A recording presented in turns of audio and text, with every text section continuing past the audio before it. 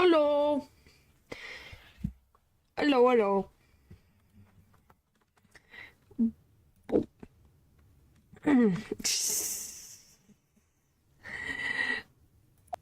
Oh. There you go. I hit the wrong thing. There we go. Oh, boom, boom, boom, boom. Alright, I forget what his whole statement was. This is gonna be fun. Okay. Hold it! So you're already acquainted with Mr. Asman himself? I don't know where I want to put this for me. Boop, boop, boop, boop, boop. Yes, Val, yes.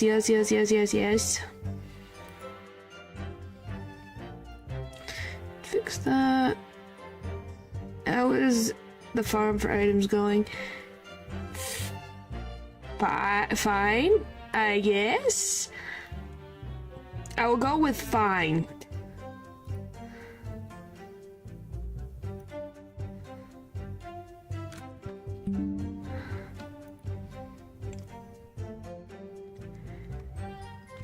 Hang on.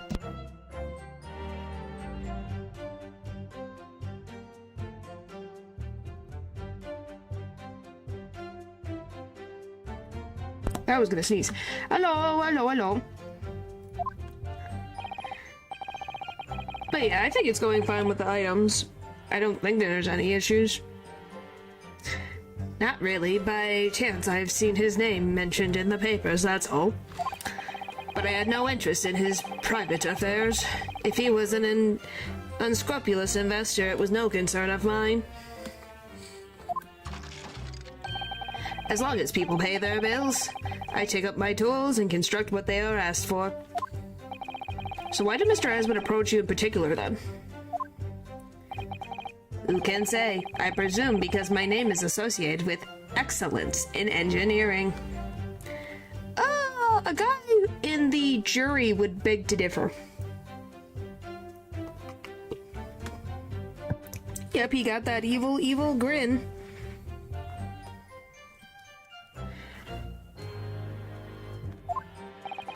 Not to mention, excellence in fraud.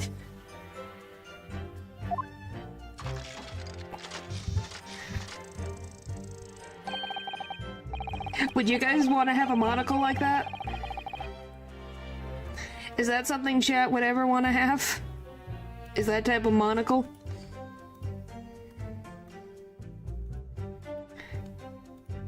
It definitely would be something.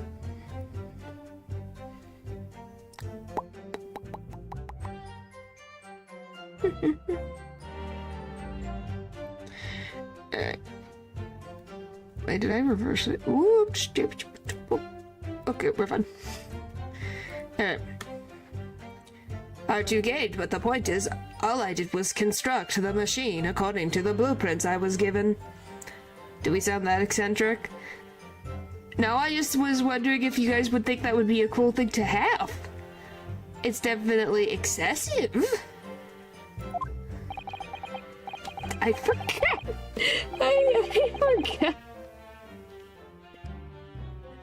I forgot Kazuma's here too. It's like, oh, hi, buddy. I forgot you were here.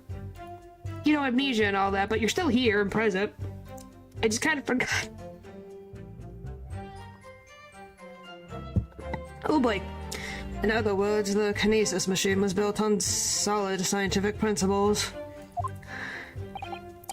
Yes, you might say that. Professor Hairbrain certainly has a mind like no other.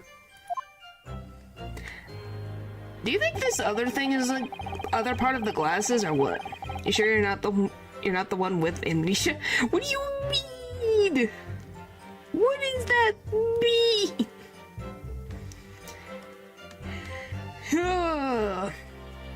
Tempted to put chat on the other side, but I feel that won't make a difference. Yeah, it'll be fine. Oh, sorry, am I not clear enough? I don't know, I think you're the one who needs to have your eyes checked. Or maybe your hearing checked. Whatever. Because you're older than me, so I don't know what you're trying to do. Provide me with the blueprints, I construct the machine. Hold it! Okay. It's clear that you have both scientific knowledge and knowledge of conjuring magic, however. The more knowledge you have, the better equipped you are to handle whatever comes along. But your implications is that I furnished the machine with some trickery, I think. How long did it take for them to make the animation sound, like the sounds for every time he moves, to make that? That must have taken a while to get it to, like, be just right. It's a possibility that we have to explore. Unfortunately, though, the machine has been blown to Kingdom Come. What? Now, how would you know a thing like that? Huh? Well, not the sound of making, I'm meaning the timing of the machine sounds with his movements and it being completely on time. Because every time he moves, he makes a noise. No other character really does that, if that makes sense.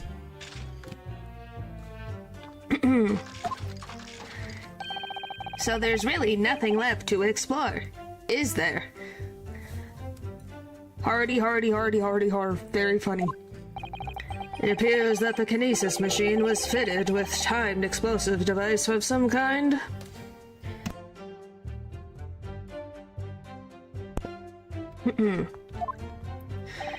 And there's nothing left of that device either. Not a single shred of evidence remaining, I hear. He must have planned all this from the outset. I am stuck in the corner. Golly. But in any case, it's abundantly clear that the experiment couldn't have been a trick. If the whole show was a fraud, it would have required a body double. Hold it! Come on, use that against him. I don't know, apparently everyone's like he didn't do it. What do you mean? He's a complete angel. Of course, that's it. Mr. Esmond was a twin. I'm pretty sure we would have known he had a twin a long time ago if that was the case. You know? Objection! Perhaps my learned friend wasn't listening earlier. Mr. Esmond has no twin siblings. No, I heard you before. But the thread of hope hasn't quite left me. Sometimes, he is sometimes very interesting. But I think he fits the right family genes, that look on his face. Like, this is what you could tell is a Phoenix Wright trait. The demonstration could have been a trick if there was somebody who looks significantly like the victim. But but Dr. Sith absolutely ruled that out as a possibility. It's beyond questioning that the victim himself, Mr. Esmond, did move from the stage to the Crystal Tower.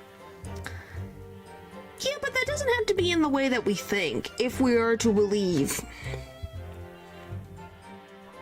that Mr. Esmond did. Hello.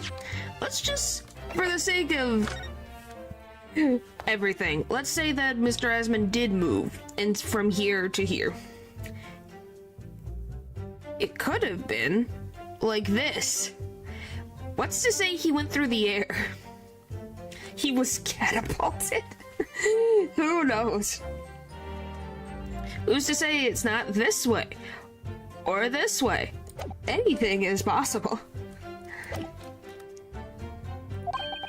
The fingerprints found at the scene attest to the fact.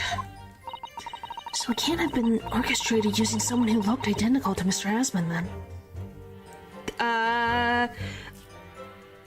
No, it is not throwable children. This is talking about a throwable adult, I guess.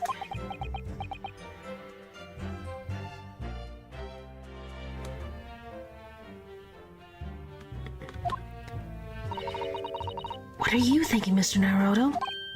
Oh, no, nothing. Just that the idea of someone who looked identical to the victim is playing on my mind.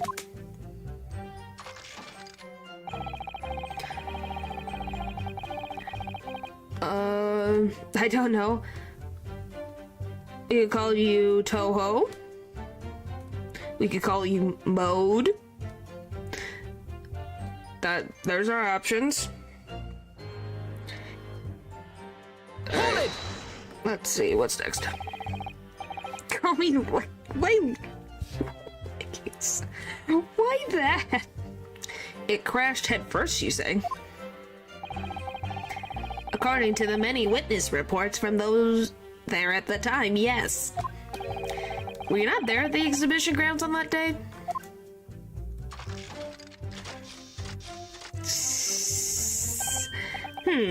Unlikely. I rarely leave my workshop. Yet another of your unique inventions was found at the scene. Oh, come on, Ryunosuke, that's my thing. I'm supposed to tell you that that's a thing. He's being assertive. Well, it was the unveiling of the machine I'd labored over for many months. Oh, so you changed your mind. I saw it clearly with my own eyes. The birdcage plummeting headfirst into the tower. What a surprise!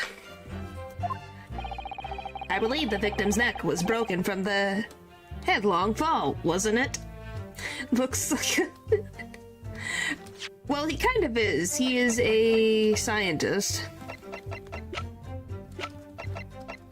Trying to find where the... Do I not have an autopsy? There it is. Hello! He didn't...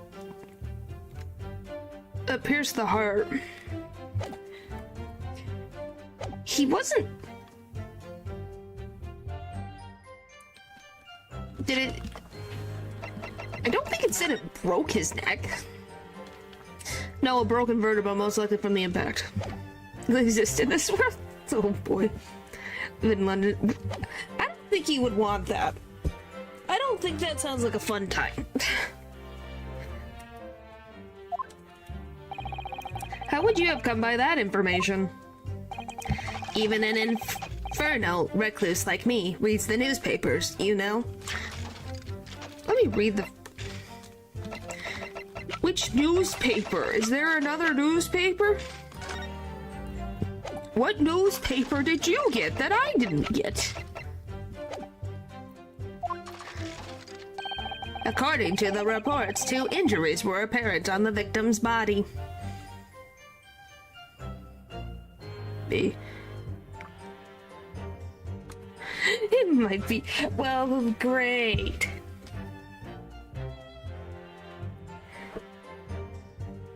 Alright. Yes, he'd been stabbed in the chest by a screwdriver believed to belong to the defendant, and he had broken vertebrae as a result of a fall from a considerable height. Correct, my learned friend has been doing his research, it seems. I thought he literally was just... I thought he just ripped out organs, so I didn't think it really mattered what the outside was.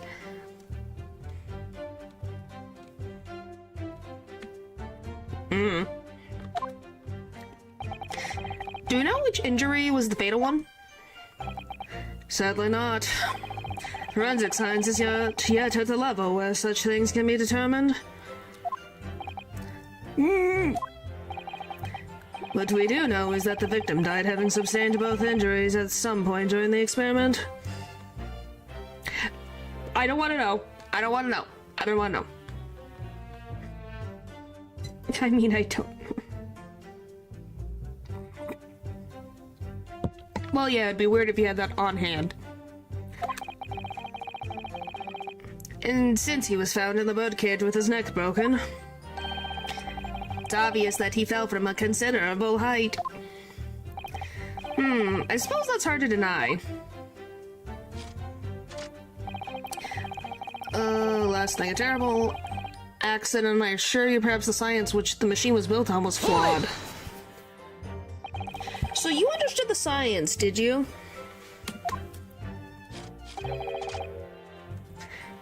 Pro is not a machine. He is a machine, kind of, the way he acts.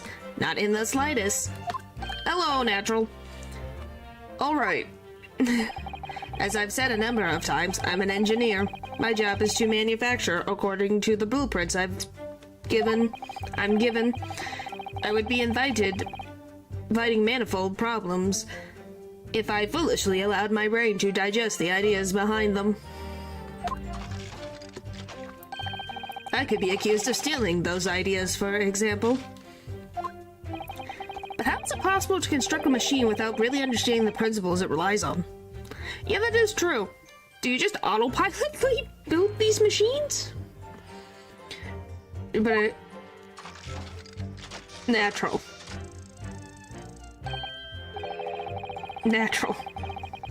Which said, yes, that is very accurate to him. Well, you're practicing law without really understanding the principles it relies on, aren't you? Is that a poke at the audience? Is that a poke at the player of the game? You mother trucker. A very good point. Stand up for yourself, Mr. Naruto. The point is, the experiment resulted in instantaneous kinesis taking place. As such, the science must be sound. Well, I would assume so, yes. That I have paid me taxes. Yes, and really, experimental results are all that matters when it comes to proving a hypothesis. Blah, blah, blah. He's certainly very sure of himself. What do you think, Mr. Naruto? Well, now that the machine has been completely destroyed by the yesterday's explosion, it's going to be impossible to argue its authenticity one way or the other. But if we're unable to establish that it was a piece of stage trickery rather than genuine science, we'll have no grounds on which to demonstrate Professor Harebrain's innocence. Both Mr. Hasman and the man in the stand tricked the professor and used him. They took advantage of his naivete and his unbending belief in his work, and I won't let them get away with it. And as seeing as the professor is an old friend of Lord Van Zeek's, what on earth must he be feeling towards Drebber? Animosity? Alright, I don't know what this could be.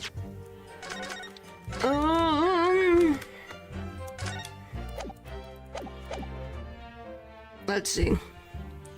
Okay. Provided me with blueprints, I construct the machine. It was no trick. If the whole show was a fraud, it would have required a double. Tell me, did the victim have a twin?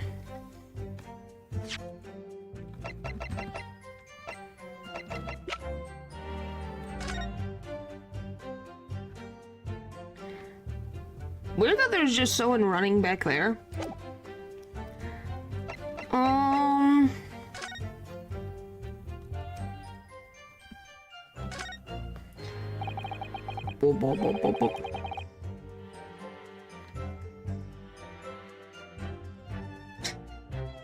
The piece of glass is almost as thick as it is wide. Yes, never seen anything like it. If you were to compare it to a human, only Mr. Shlomes had such thick skin. There's really no need for such a comparison, Mr. Naruto, as you well know. Anyway, it can only be from the Crystal Tower, surely. Yes, I think so too. It was probably made especially to meet the demands of that great structure. Throwable glass? I don't think so. I see that in the gravy of iron deficiency. What the frick are you on about? If he had a twin, I'm like, I guess, what do I have in profiles? Do I have I can't see stupid profiles right now. Hold it! Oh. Blah, blah, blah, blah. I didn't want that.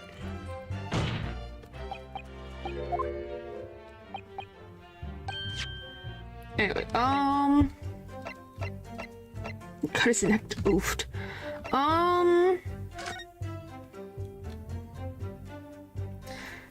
Oh, wow, Dr. Sith's first name's Courtney. Around 2:20 8:20 p.m. Most likely result from impact. Okay.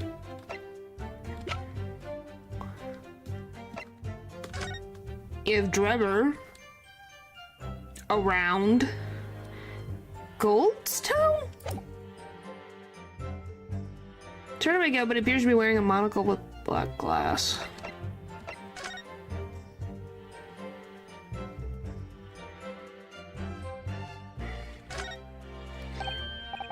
Alright. Oh, look here, Mr. Sato. Oh yes, the wood's cracked and broken a little. I suppose it's because it fell from such a height? Yes, from the height at which the balloon was flying. Down into the crystal tower below.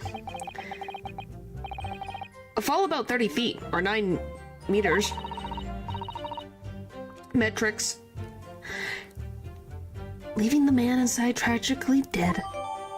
The wooden barricade that was used for the demonstration crashed down with the victim inside into the crystal tower, causing damage to its base. That all? Wow, that thing really was damaged. Look at that. Wow.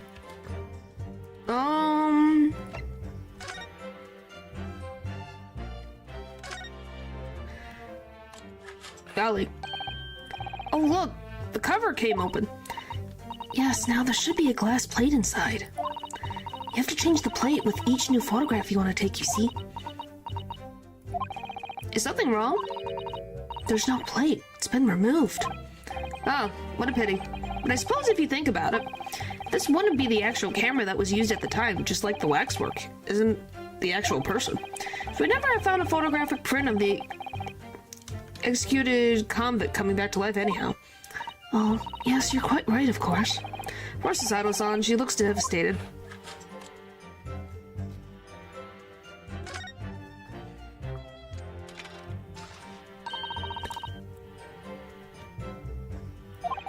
Guys, you see what I see, right? I see a something. I see a certain something that I didn't notice, that I didn't see before. You really love contraptions like this, don't you? Oh yes, anything mechanical I find absolutely irresistible. Almost irresistible, surely. Well, whenever I see a pocket watch, for example, I can't help myself. I simply have to take it apart. That's worrying. Yes, Father tells the time by the rumblings of his stomach now. He's given up having a watch. Poor Professor Mikatoba. Yeah, that's important. Look, Mr. Naruto. I don't know why I am so far over here. What is it? On the bellows just there. There seems to be some very dark red stains. Which, the prince had it. So why does the prince's camera have blood on it? Yes, you're right. It looks like blood, actually. Oh my. I'm sure it's not what you're thinking.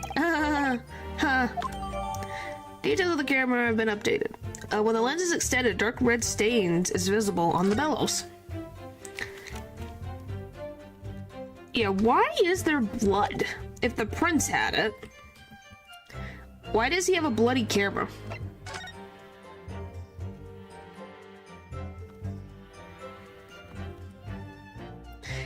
Just saying, that's a little weird. There's a little metal plaque here, look. Fostering burgeoning talent for the future of scientific discovery. Seems rather ironic, doesn't it? But clear Mr. Drebber was really a very talented scientist. Hey, don't get, what do you mean don't get judgy? I think there's a worrying issue if there is a prince who's 11 years old with a camera with blood in it. 47.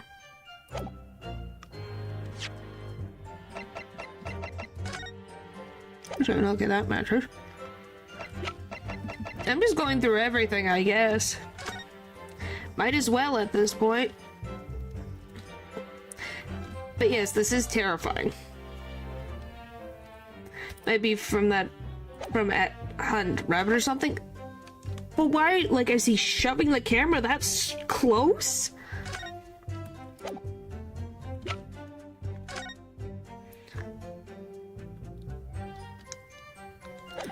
Or a Hunt, in that case, it is worrying. It's like, excuse me? Well, I got a bunch of stuff. So that's nice. Alright, it's beyond questioning the victim.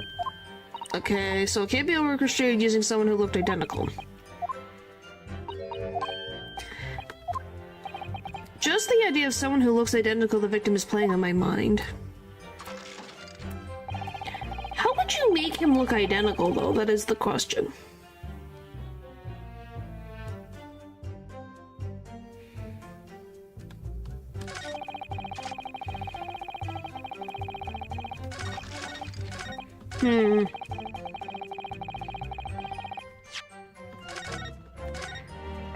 This is a tricky one. Cause I'm like, alright.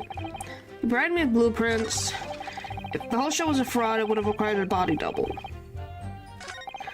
All the spectators saw the bird cage appear above the heads and then crashed headfirst into the crystal tower.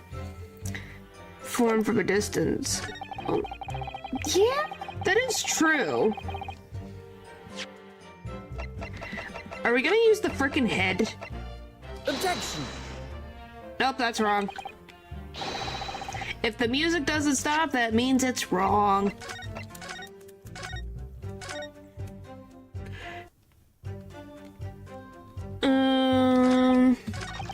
I agree that it's probably from a distance. It's just like, all the spectators... Okay, give me this. What does this say?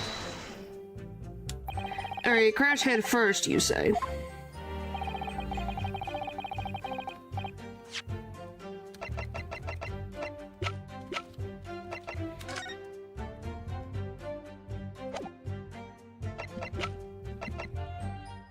I don't think it did.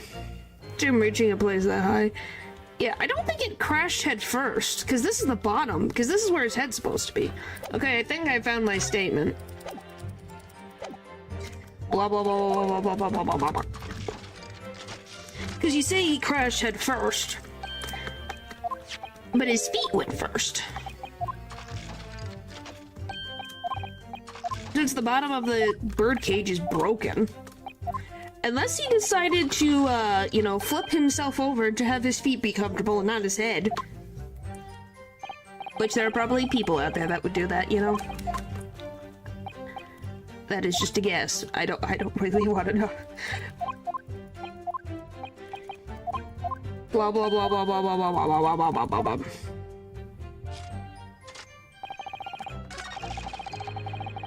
Okay, present. Let's try this one.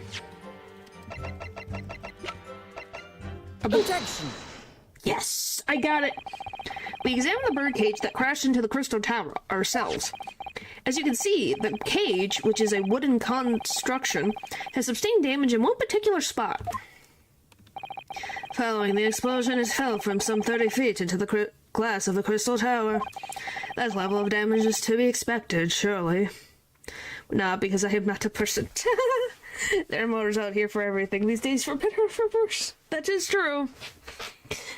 That is true. I agree. The damage itself is entirely understandable. What doesn't make sense is the location of that damage.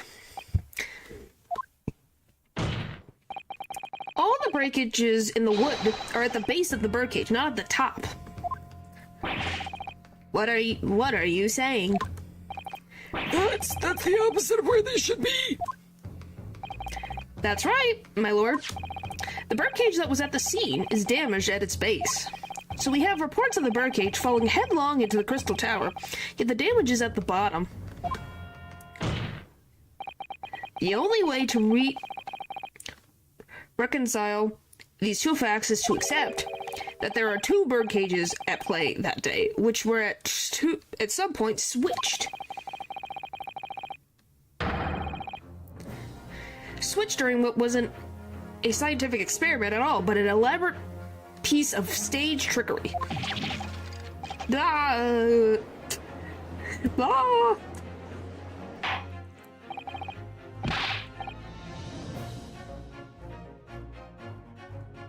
Good gracious, explain yourself, witness. Hi. Well, if we're examining the facts, there's only one logical conclusion we can draw. The damage on the base of the birdcage clearly indicates that it crashed tail first into the tower. Objection. But multiple witness reports claimed it fell head first. The birdcage materialized in the sky next to a balloon flying over the stage following a spontaneous explosion. What one is it? Is it this one? Nope, it's this one. An altitude of some 60 feet above ground level, which is approximately 18 metrics.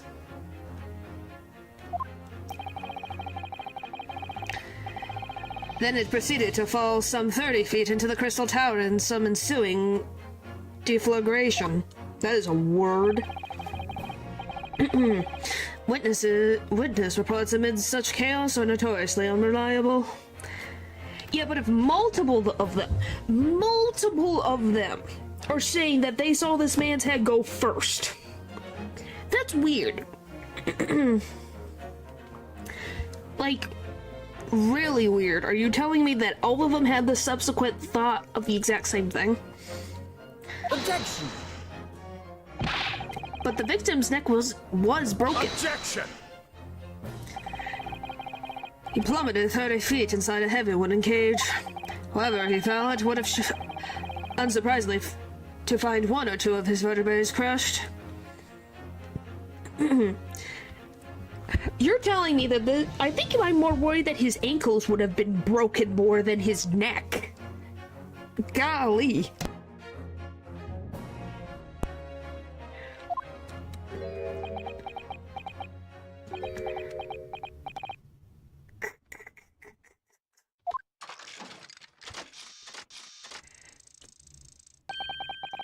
A riveting scientific analysis of events from the prosecution there. Though, to be more rigorous, you would have to say it was only one vertebrae, actually. How do you know that?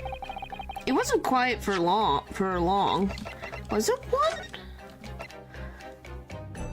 One. How do you know it was one that exists? I've heard that word before. I don't know what it means, but I have heard that word before. It's already unalived and that the broken neck was post-mortem.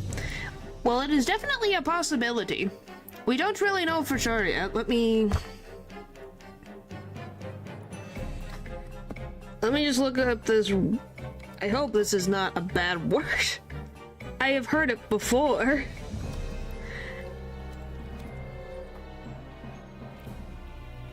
It's a misfortune. Yeah, Schadenfreude. Schadenfreude. Schadenfreude. Wow, close. Schadenfreude. I can't believe I could say that one of all things that I can say. Why is that a word that I could say almost perfectly? It could be worse. Yeah. I find it hard to see what's motivating Lord Van Zieks. This witness is clearly a swindler and the one who deceived a personal friend of his. Well, he's gotta do his job. You know, which is always fun. If you're going to establish this deception, do it right. Sorry? I feel like that's the undertone here. Ah, yes, and there's one more point. That the defense appears to have forgotten. Oh my goodness. You think my language skills are getting better. I knew how to say that Schadenfreude way before I started streaming. I don't know where, and I don't know how, but I know the word. I also think it's just a funny word to say. It obviously wasn't a trick. as a certain truth very plainly demonstrates. What? It seems to me that the cross-examination has better continue until we resolve this matter. Hello. Mr. Trevor, you will amend your testimony with details of this truth. Of course, we must treat the matter scientifically, after all. Ugh, I nearly had him there. Why are they using that in the gacha game? What the frick was happening in that game? The kinesis took place because there's... The kinesis clearly took place because there's nowhere else 30 feet high for the birdcage to have fallen from. Okay, there's two options I can pick. One is the picture and one is the balloon.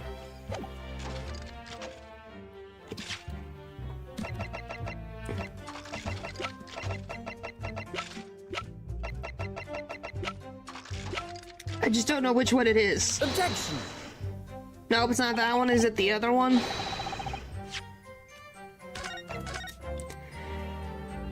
Lord, and it needs dragon. Oh, fun.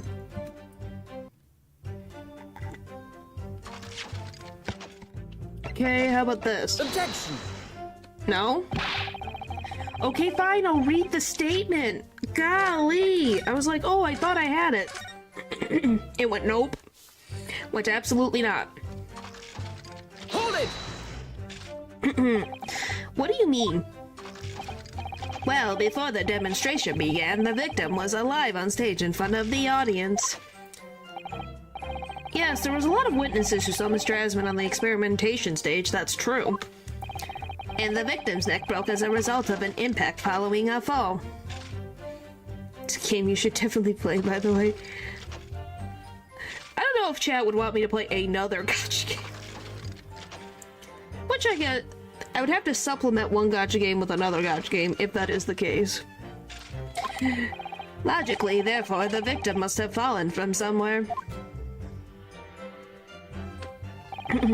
The balloon that exploded was at an altitude of 60 feet. The point of impact on the tower was 30 feet up. The difference of 30 feet is therefore the total distance the birdcage fell. Well, Paul, you were the example I was talking about. And there's no other location for the cage from which the cage could have fallen that distance if it didn't drop out of the sky.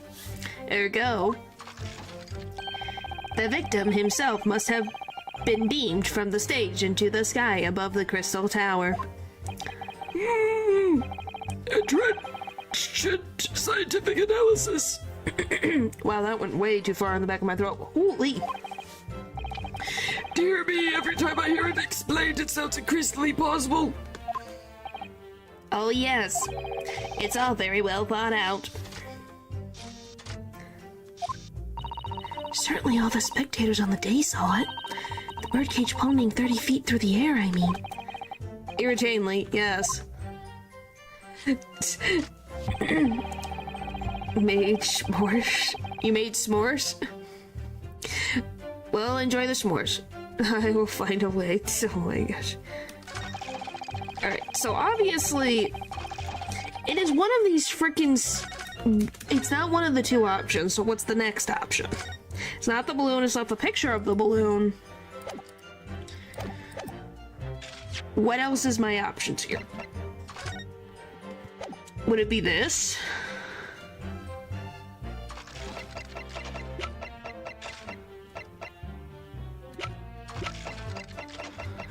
And, oh my god. You're gonna get yourself injured one day. Objection! Oh, okay, that did work. I was like, oh, it shows the balloons. Is that a possibility? Wow, I am reaching into Ryunosuke's brain and figuring it out. Golly, did I? This is a diagram of the experimentation stage and its surroundings.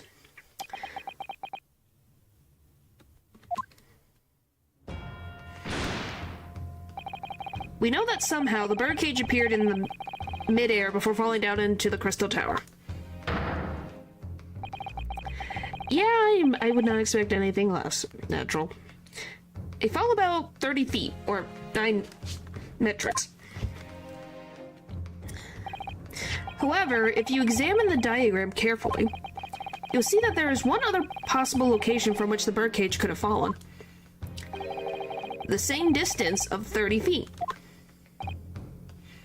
No.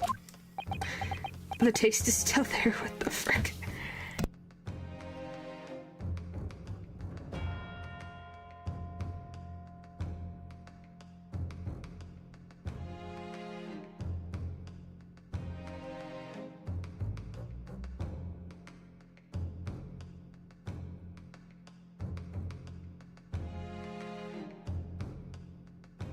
Alright, I'm back. Well, it appears the defense has a possible explanation to put forward. Go ahead, counsel. Yes, I would hope so, but you know, I can't exactly help with the cat decides to do whatever it wants. Yes, my lord, of course. You will indicate the place to which you are referring to on the same diagram. The alternative location from which the birdcage could have possibly fallen. The requisite 30 feet.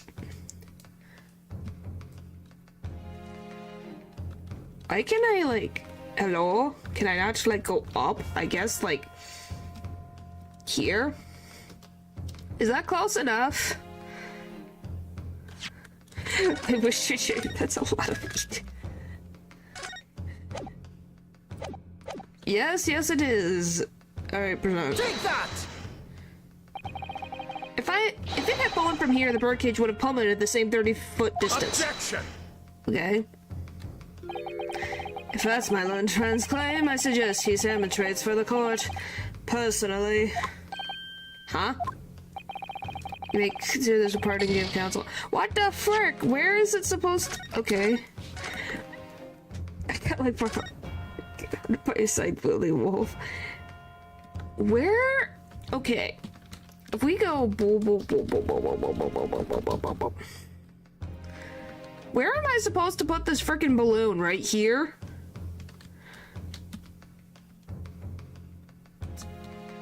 Where am I supposed to put him?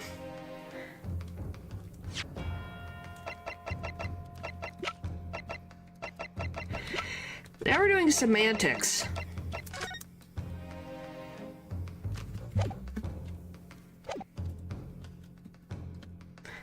Like here? The start of the area? Oh, is where the fall started? Take that! Objection! Nope. Nope, that's not it. Place it until it works.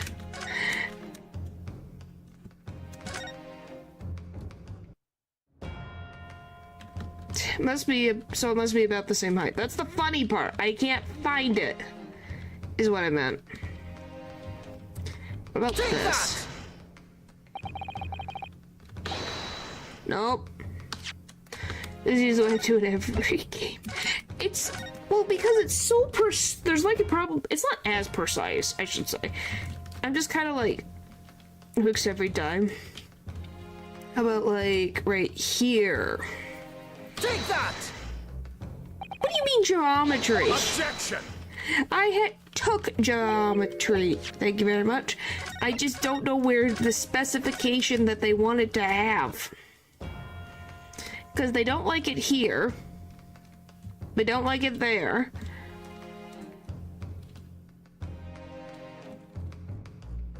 And I can't move up, by the way. Pull out your ruler, then.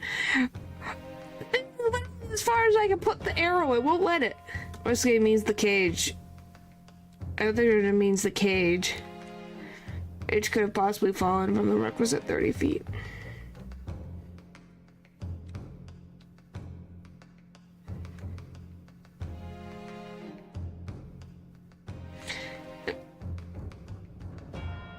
Are you saying what I think you're saying? Take that! Oh. we're going with that. The place I'm referring to is here. But that's where the birdcage would have been to begin with. So we're going with that. Oh boy. This image go up. No, it cannot in this instance, which is exactly the point, my lord. Yes, the birdcage was in the machine on the stage, but what we must also consider is the height of the stage itself. Go on, Counsel. It turns out that the experimentation stage was built at a considerable height above ground level. If you look at the diagram, in fact, you'll see it's about the same height above ground as the balloon was above the crash site. So are you saying he... Okay, I'm trying to figure this out. So are you saying that he died in the machine and fell 30 feet? But then how did they get him over there? Is the next question. Yes. Yeah, but how did they move him from one location all the way over there?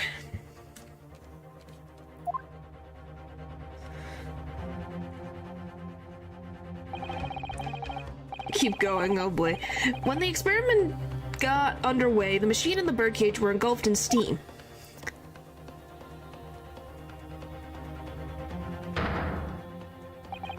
At that moment, the floor of the stage gave way, and if we were to assume there to be a void underneath, this birdcage and the one seen by the audience would have fallen almost exactly the same distance. Dong. Dong. Dong. Once again, my lord, this all points to the fact that there was not one birdcage, but two. Objection! My learned friend has no evidence that the stage had such a contrivance in its design. Railroad tracks, maybe? It's not an impossibility, but that means that you would have to have what? The work of like 2 or 3 people to make this, pull this off? Because you have to have one person use the crossbow to hit the balloon to drop the thing on the tower. 2, you have to have someone to put the real body into this cart or whatever to roll it. And you can't tell me that one person is going to be able to push this thing or pull this thing all the way there. Someone is responsible for the criminal destruction of the kinesis machine itself, it's true. So 500 pounds, you could hire someone that will hold their tools. Yeah, but you have to think, how much... Like, you're not just carrying a man, you're carrying a giant cage. However, the stage still stands. And take a moment to look at the photographic print of the scene following yesterday's explosion. Good lord, the metal grill that formed the floor of the machine is undone! Yes, most likely blown open by the force of the explosion that destroyed the rest of the machine. The defense calls for the space below the stage to be investigated immediately.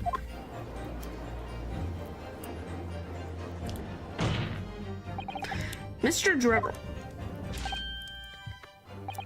it was you who built the kinesis machine, which means that it was you who built the 2 bird cages that were used to carry out this deception. You should do factory work in myself. You see enough? Are you gonna tell me that you think this man can pull and push and lift up a grown man? He is very noodle arm.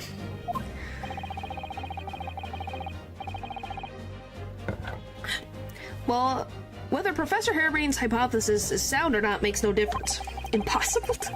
Because it's the construction of this machine that matters. A machine designed to take Mr. Asmund's life, and lay the blame firmly at the professor's door. Something that could have only been carried out by you, Mr. Enoch Drebber. Him plus 3 others, I mean, come on. I know what you mean. Oh, someone's not happy. I'm just saying, he could not push him. With 3 others, maybe, but I guess we'll find out how this happens. Objection! Oh, are we... I can't get over this animation that they made for this chapter. Oh, it's so funny. How does he get the cork all the way out of the bottom? Because you would think it would just cut off half of it. How does he get the whole cork out of the bottle without breaking it? It's kind of amazing. If my learned friend has reached the end of his wild assertions... What was the point of that? The prosecution would like to crush the defense argument slowly, but surely. Skill. Don't question it. What do you mean don't question it? It is skill, probably. It's not an impossibility. What? Your argument fails to hold water. On two accounts. 2 counts. 2? Firstly, before and after the experiment, this witness went nowhere near the kinesis machine. Every relevant member of staff from the exhibition has attested to that. How much it cost? Probably a lot. He makes the wine himself from his own vineyard somewhere, so who knows. And I believe members of Scotland Yard have also been on watch duty at every public experiment. In other words, Mr. Drebber has no opportunity to switch the alleged pair of bird cages. Objection! But I've already explained why he wouldn't have needed to. The nonsense with the crossbow, that doesn't bolster your cause at all. The man who disappeared from the stage and the man who crashed into the tower are one and the same. I do question, who, like, where did he die? Like, if he died inside of the machine, who was up there? Right? Who was up in the balloon? I'm assuming it's our headless friend over here. But you know, that still wonders the fact of the matter of how the frick they got it up there in the first place. And how did they switch the bodies that fast? The forensic investigation team's report is unequivocal on that point. Puppeteer. But how do you switch them? Because we have a picture of him in the Crystal Tower. And they checked his body, so they know that it is an actual body. So the question becomes, how did they switch him that fast? Because there's got to be at least 2 people in on this scheme. You have Drebber and someone else. Someone who was there. 2 or 3, like I said. Or police corruption, that is true. Because the dummy had, the puppet had one of the wax figure had one of the glass pieces from the Crystal Tower in its pocket. So yeah, that's the biggest thing, is how did they switch the entire cage in like the span of like a couple minutes? Because there's no way the police didn't just raid into the Crystal Tower right away. So they had minutes. I wonder where Rosamund is gonna show up. Probably at some point. Ugh. And the second flaw in your assertion is a distant lack of motive. I think the simple thing would be he would get the money for himself. Or he was owed money by Asmund and he didn't want to give him money. There's many reasons. Money. That's my guess. Why would this man have wanted to take the victim's life? He has no reason to. Motive? Do I have to think of everything myself? Yeah, there are so many motives. Money, and revenge. I have here a contract provided by the witness. What contract is this, Lord Van Zeeks? The contract into which Mr. Drebber entered with the victim, Mr. Asmund, it reads, Mr. Drebber is to receive 30% of all remunerations. Percent of all remunerations from government grants or other income. Also taking care of loose ends. Yes, that is true. Because I'm gonna be like, it's 30% out of the grant money. That's a little too small, I would think. Some people would consider that too small. After all, he built the machine for a whole year, so if I had to guess, you know? 30% certainly very favorable contractual conditions. But there was only one very important provision bolted into that clause. What provision? Mr. Drebber may only uphold this condition, rights on this condition that both contractees parties are alive. What a weird clause to put in place. Do we agree that that's suspicious? Why would he have this condition put into place? This is not a normal contract that you would ask of someone. Was after the alibi, not the money. Maybe. I don't know. Because it's like, there's no way that a normal person would have, oh, you only get the money if I'm alive. Unless you're dealing with some shady business, as we may say. Yep, the mastermind behind Drebber 100%. There's a mastermind behind Drebber 100%. Yeah, I would believe that. In other words, if either of us were to die, the contract would have been null and void. Well, give me that contract. Let me read it myself. So you see, I have nothing to gain from Mr. Asmund's death. The diametric opposite, in fact. Ugh.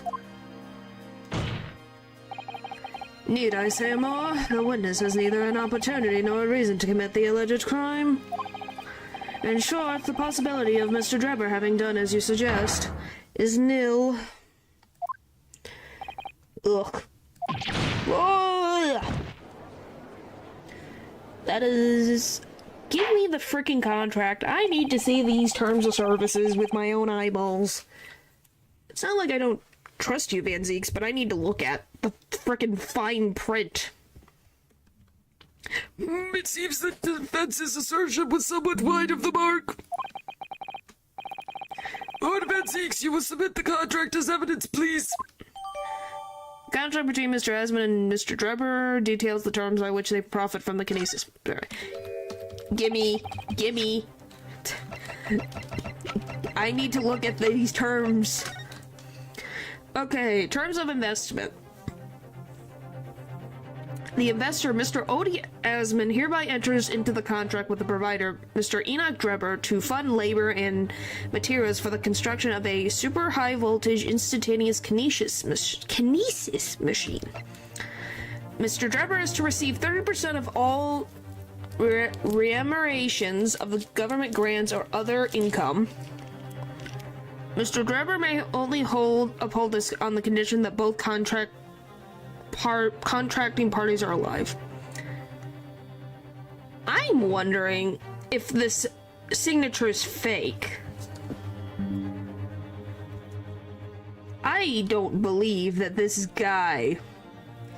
I don't believe the signature is correct. I don't know why I don't, but I don't.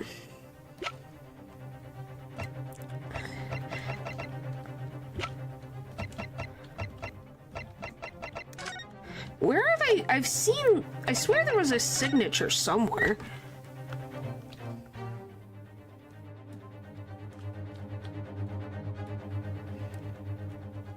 Health services, Lord Van Zeeks, Patriots quartered. Sounds extremely convenient. Yes, it sounds very convenient. Like, this is normal, like, oh, you're going into a contract. But this is a weird signature. Not an unusual signature, but I swear didn't we have, like, a business card somewhere? Or am I losing my mind? I'm probably losing my mind. That's probably very accurate. It's true. If Trevor had no opportunity to switch the birdcage under the stage with the one in the Crystal Tower, he couldn't have done it. And in any case, I have no idea what his motive might have been. There is one aspect of your argument, golly. It still holds true, however. But I bet on you losing your mind. Oh, well, thanks. It was rough. I thought you found that entertaining. I don't think Ace Attorney will drive me insane. Knock on wood. There were 2 birdcages. The prosecution is unable to deny that. Ah. So I'm sure you're on the right lines, Mr. Naruto.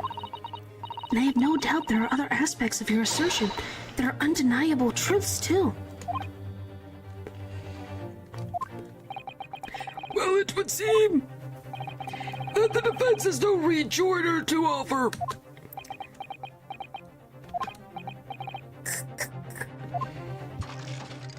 It also gives you the opportunity to prove me wrong if you did remember right, which could be fun. Ah. Right, which would be fun. Oh golly. Well, I must say I am a little surprised. I came here to testify about the machine I built, and instead my reputation is defiled. What reputation? Your reputation's already in the gutter. Like, literally, literally 2 people on the jury out of 6? Was there 5 or 6 people on the jury? I think there's 6 on the jury in this game.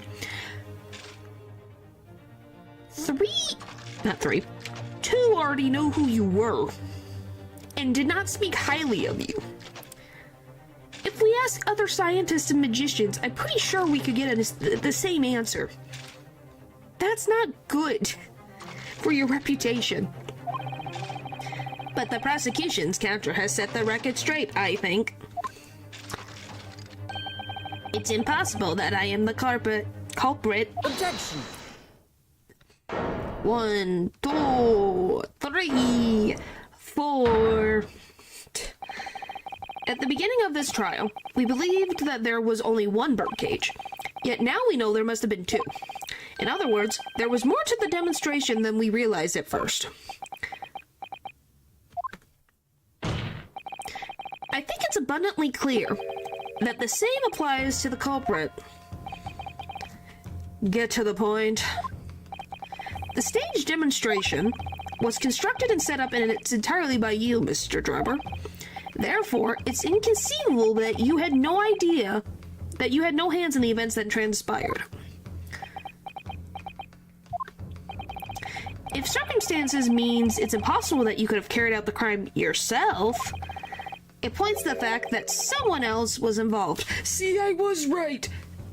By the way, I'm going to put out a Heck Mary and say that Dr. Sith is involved. I'm going to say that the doctor, the head of the forensics team, is involved. That is my theory right now. Someone else? Counsel, are you suggesting? Yes, my lord. Mr. River had an accomplice. Objection! An accomplice now? Well then, I presume...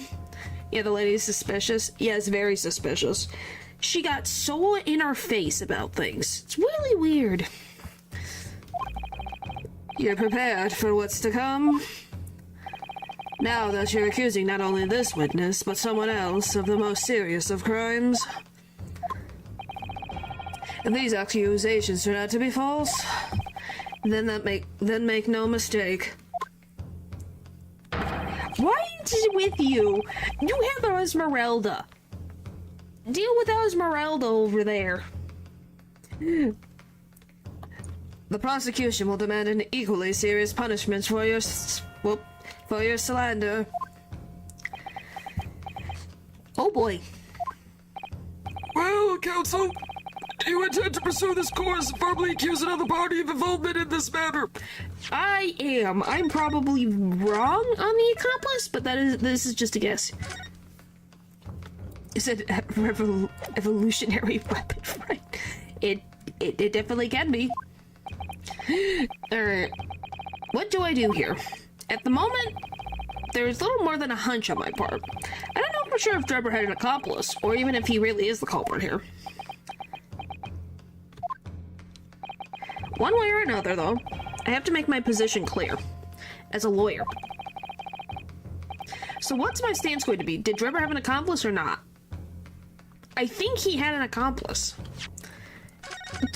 I can't see him pulling this off on his own. By the way, if they say it's the prince, I'm going to laugh. The defense is ready to name Mr. Drebber's accomplice. Somehow the two bird cages must have been switched. Everything points to that. Yet according to the coroner's report, that's not a possibility. But that inconsistency itself is a clue. Counsel! My lord? You have received a stark warning already. If you are nevertheless determined, then I must now ask you to identify this alleged accomplice by name. I do think it is the Dr. Sith.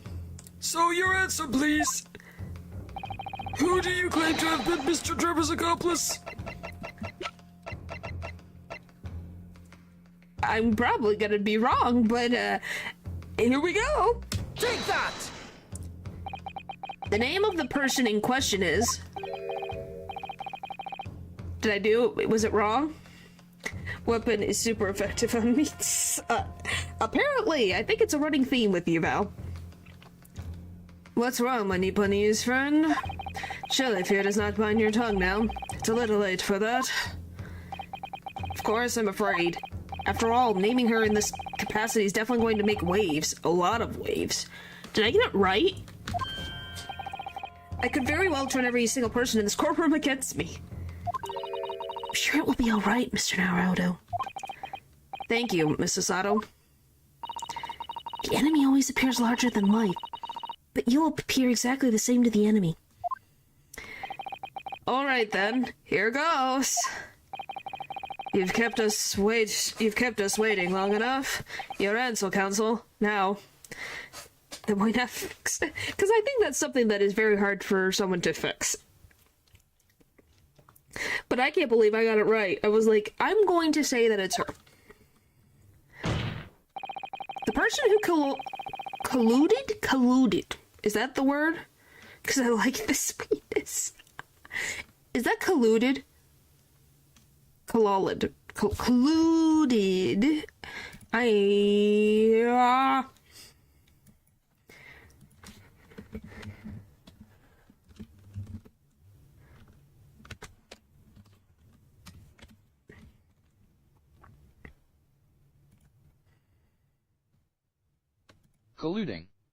Colluding. Okay.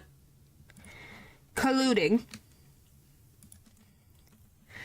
The person who colluded with Mr. Drebber in order to carry out this wicked crime is Scotland Yard's coroner, Dr. Courtney Seth. Seth. How would you guys say it? Seth or Seth? I see Seth. What places are you talking about?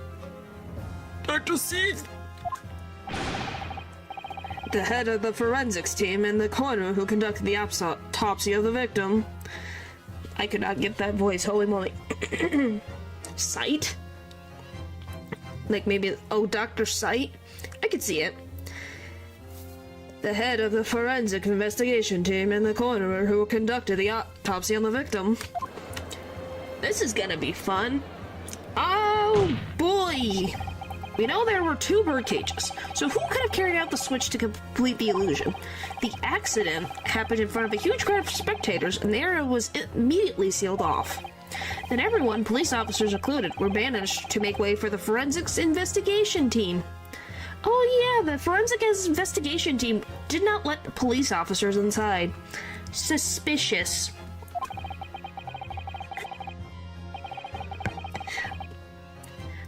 When else could the switch have occurred? It could have only been in that team's presence.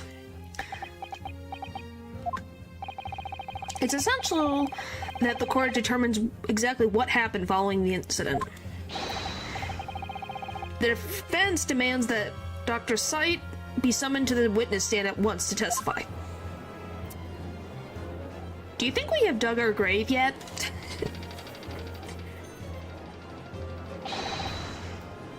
You've got a nerve, lad. Standing up there, dragging the yard's name through the mud. Well, here's the thing, with leaving someone who actually... Oh, what nice frown he's showing.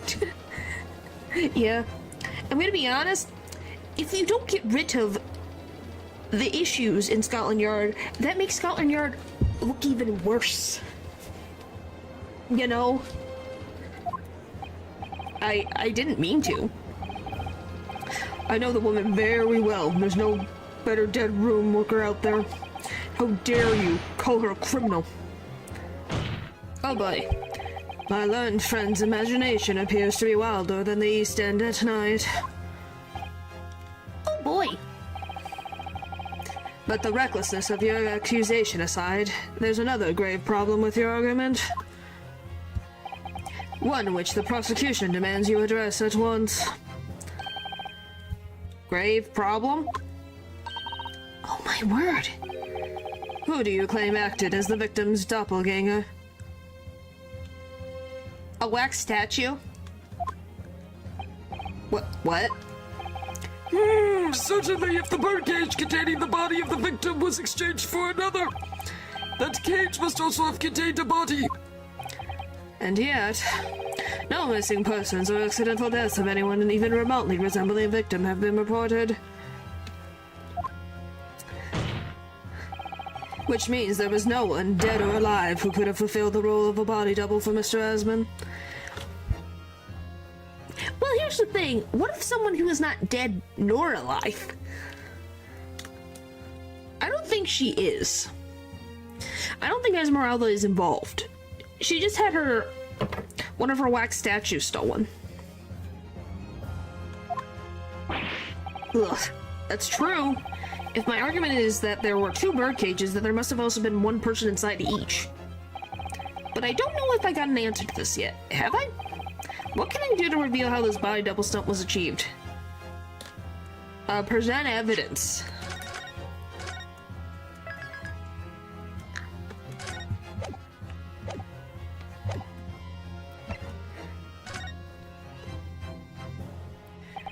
Very well. The defense will address my learned friend's concerns by presenting evidence that reveals the true nature of Mr. Asman's body double. Good gracious, evidence! I do hope this isn't... What in the world is filibustering? That's a new word.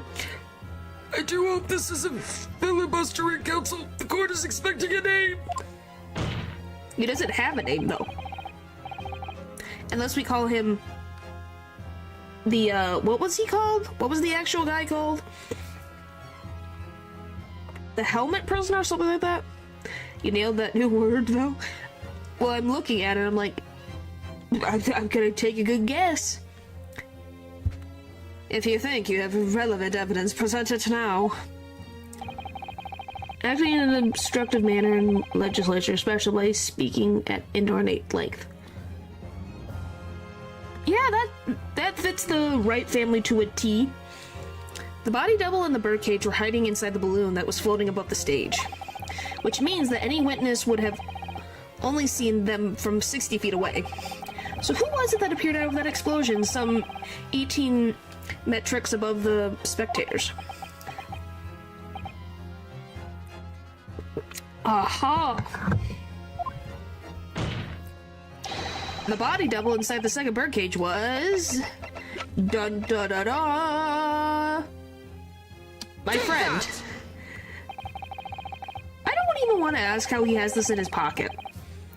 We know that the victim, Mr. Asman, was in the birdcage that was situated inside the kinesis machine on stage. and therefore he couldn't have been inside the second birdcage. Instead, that contained something else.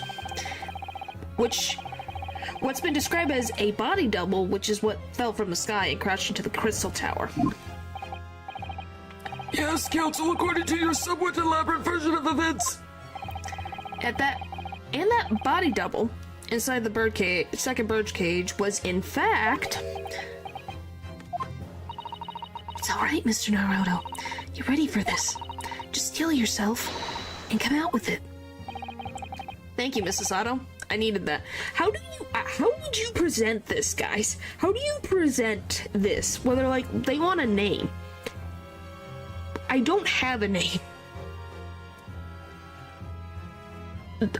I guess the professor? I guess technically that's how we would introduce them. The professor? Since that's what the wax statue is based off of. As I was saying, the body double inside the second birdcage was, and as unbelievable as it may seem, is that thing there. That whole thing was in my pocket? Excuse me? How did we get that here? Or just say a waxwork? Objection! I guess so. Open your eyes and look into mine, my Nipponese friend.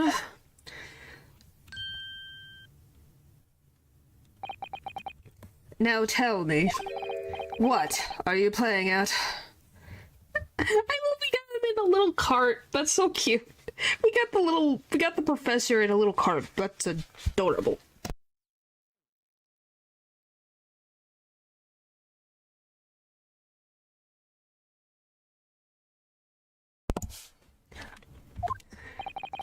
Stand firm now, Ryunosuke. This is the time to show your Japanese spirit.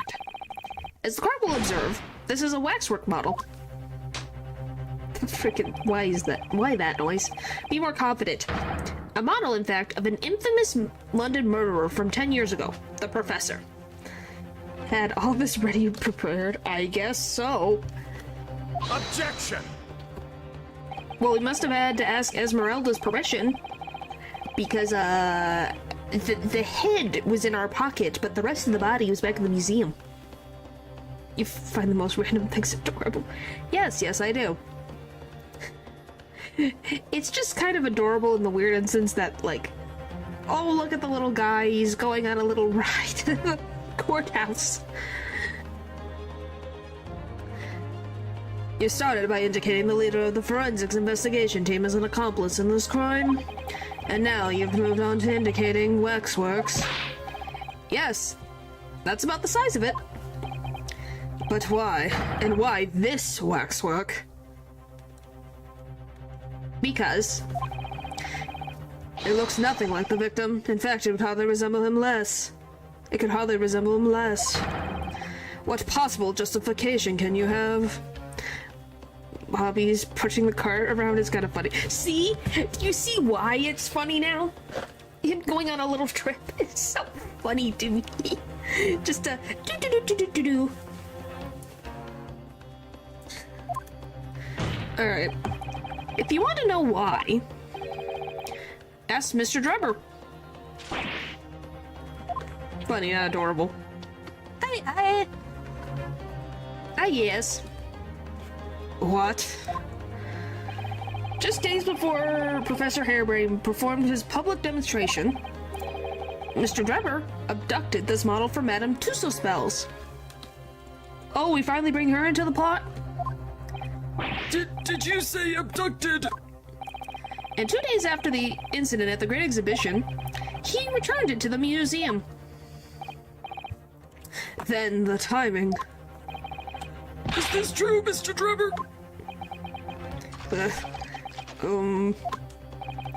At first, I couldn't see why Mr. Drebber would have stolen the waxwork and then give it back again. But now, the reason is clear. He took it so that he could put it inside the second birdcage, as a body double for Mr. Asman. Which, now that I think about it, aren't they just the same height? Mr. Esmond and the waxwork, so they're around the same height anyways. So that works out perfectly. He just has to be looked like him from 60 feet away. Are you hearing this, ladies and gentlemen of the jury? Are you hearing the defense's astonishing proposal? That the witness fabricated this vast machine with the intention of deceiving some wretched scientist. That he did so in collusion with the country's finest cornerer on a public stage in front of a vast audience. And that, to the effect deception, he used a waxwork model that in no way resembles the victim. Still be alive then? No, he is very dead. He is very much dead. Like, they have his body. Like, this is his body. Like, this is actually him. He fell 30 feet. In here. He is not alive. Not even... It's not even with Cosima and that whole thing. This body is the dead. Yeah, but he may have faked his death. Are we gonna do another fake death like, Cosima over here? Is that what we're gonna go with? I guess it's not impossible. If the corner was on his side. Yeah, that is true. It's not impossible. I don't think that's what they're going for, though. Are we really going to believe this far-fetched tale? What do you decide? Objection! Oh boy. Stop with the frickin' wet wipe slapping. Wait. Yes, if you put it like that, of course it sounds impossible. Implausible. My lord! I need to speak, if you please. Go ahead, Mr. Foreman. Myself and my colleagues have reached an agreement. I'm gonna guess they're gonna think I'm a lunatic. Very good, in that case. Ladies and gentlemen of the jury, will you state your leanings for the court to hear now? Guilty. I thought so. Guilty. Guilty. Guilty! Kill me. Yeah, they really do think that we're crazy. Was it the waxwork? So as indicated by the foreman. Well, that was so far away. Holy... So as indicated by the foreman, the jury has reached a consensus. I knew that was going to happen. Yes, they did. We shall get through this, Mr. Barodo, as we always do. And uncover some new truths along the way, I'm quite sure. Yes, I agree. I'm going to have to appeal to the jurors as usual and see if I can persuade them to change their minds. The defense will now embark on a summation examination. Are you and your fellows ready to proceed, Mr. Foreman? We are, my lord. Very well. In that case, I ask you to now state clearly for all present to hear the grounds on which each of you has decided that the defendant is guilty of the crime of which he is charged. I want to hear it. Are you gonna... Because here's the thing. Just because his lawyer sounds crazy doesn't mean the guy that he's defending is crazy. I've known that woman for years. She's never been an accomplice to anything. You know, just knowing someone for years does not guarantee that you know everything about them, right?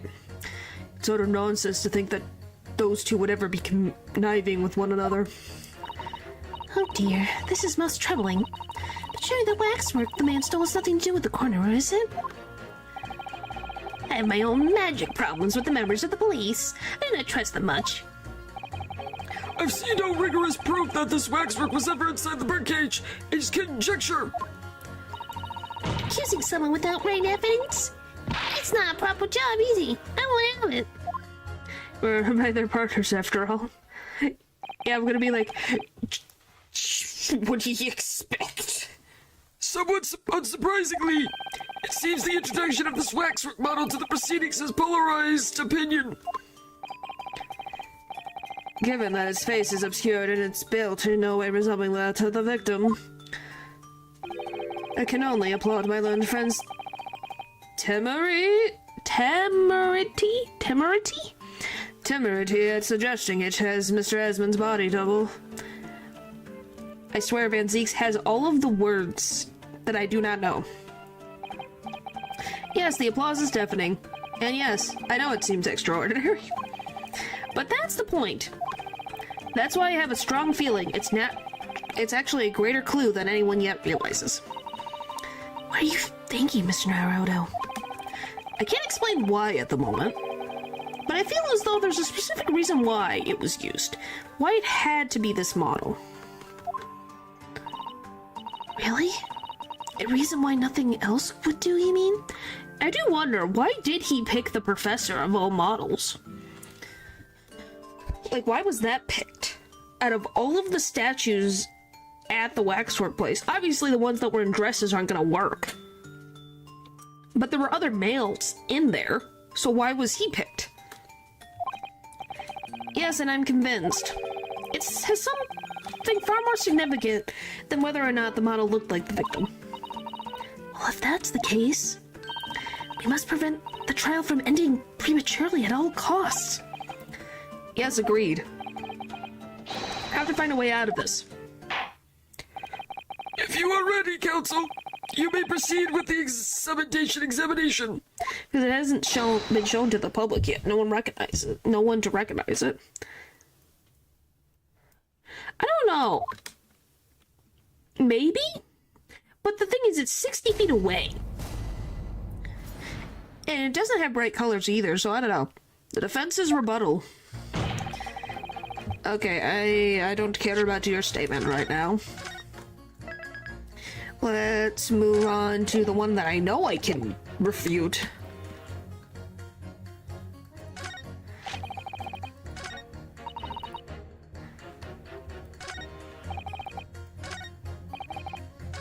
Oh, go back, go back. Ah! I know it seems a little far-fetched to think that the waxwork model of the professor was in that birdcage, but on the other hand, it explains a lot.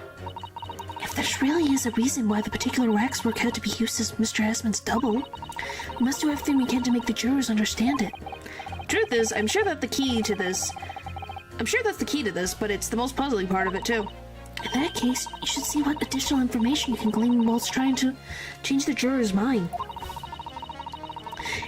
If you can read a book whilst eating a rice cracker, Mr. Naruto, I'm sure you can do this.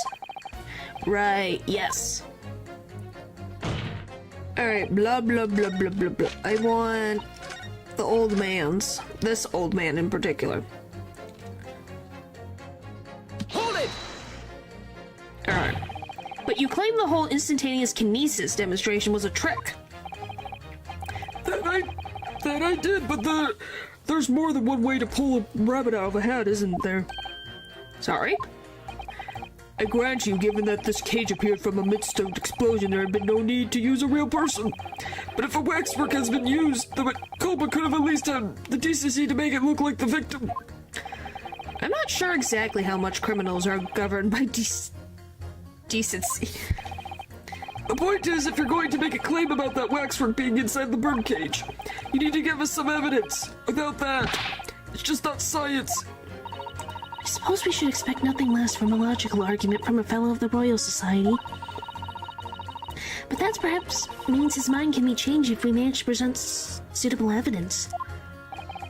Evidence that the professor's waxwork was inside that birdcage. Can I produce that or not? Yes, I can. I am on stream, but I thought I might check on you. Making coffee right now. Oh, hello. Actually, I have something I'd like you to see, sir. Oh, I must warn you that I firmly believe it's only wise to trust men in white coats. So you don't trust the judge? The judge isn't in a white coat. So given your jet black outfit, I don't mind admitting to a sense of trepidation here. So you don't trust anyone in black? Looking in the mirror must be very trying. I do have some evidence that proves the waxwork was inside the birdcage.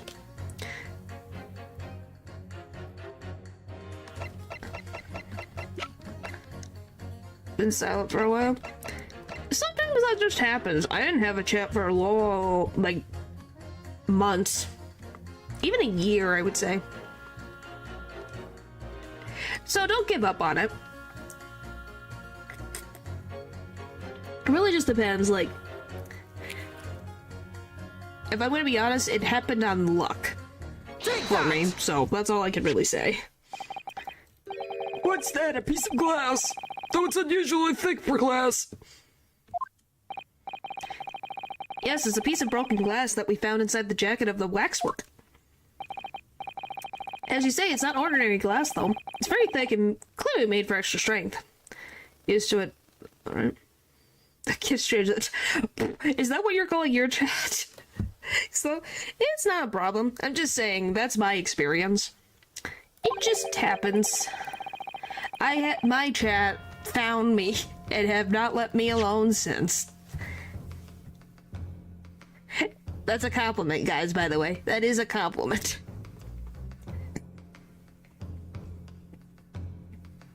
Thundery glass, those made for extra strength. Okay, we did read that. I did read that. I can't English. Oh, back. Well, see ya. Thanks for stopping by. Much like the special glass that was developed for the construction of the Crystal Tower. Crystal Tower? Holy smoke! After a roll call will still live inside your brain. Probably. Exactly, the centerpiece of the Great Exhibition, where the very incident we're talking about took place. On the day in question, the birdcage fell above and smashed through the window of that special glass. From hence the small piece originated. Is that it? Precisely. So, what do you say? Now that clear evidence in support of the assertion has been placed before you. Well, as I said, I only trust men in white coats as a rule. However, when the reasoning is sound, it's fair to say color should come into it. Well, duh. Once again, the judge is not in white coat. So, yeah. Nor is most of the jurors. Like, she's not even in a white coat. She's like in a white shirt. In light of what you've shown me here, yes, I feel obligated to change my position on the matter. Yay! In that case, juror number 4, you will amend your statement now, please. Alright, the presence of that piece of glass leaves me in a little doubt that the waxwork was indeed inside that birdcage. Yay! We got one on our side. Now we gotta get at least 2 more. Accusing someone without right evidence ain't a proper job, is he? I won't have it. I have my own problems with members of the police. I do not trust them much. That's very weird. Oh dear, is this most troubling? But surely the waxwork the man stole has nothing to do with the coroner, is it? Yeah, that's a... Hold it! I don't know how I'm gonna connect those two together. In the 1800s, color was... We're not getting into... No, we're not getting into... I know what you're meaning. I'm talking about the guy talking about... He's talking about he only trusts scientists. The white coat is supposed to be scientists. Yes, there's another underlying allegory that you can make from this. And I'm not gonna deny that. And you can see it both ways. How I'm reading it is that he's talking about scientists.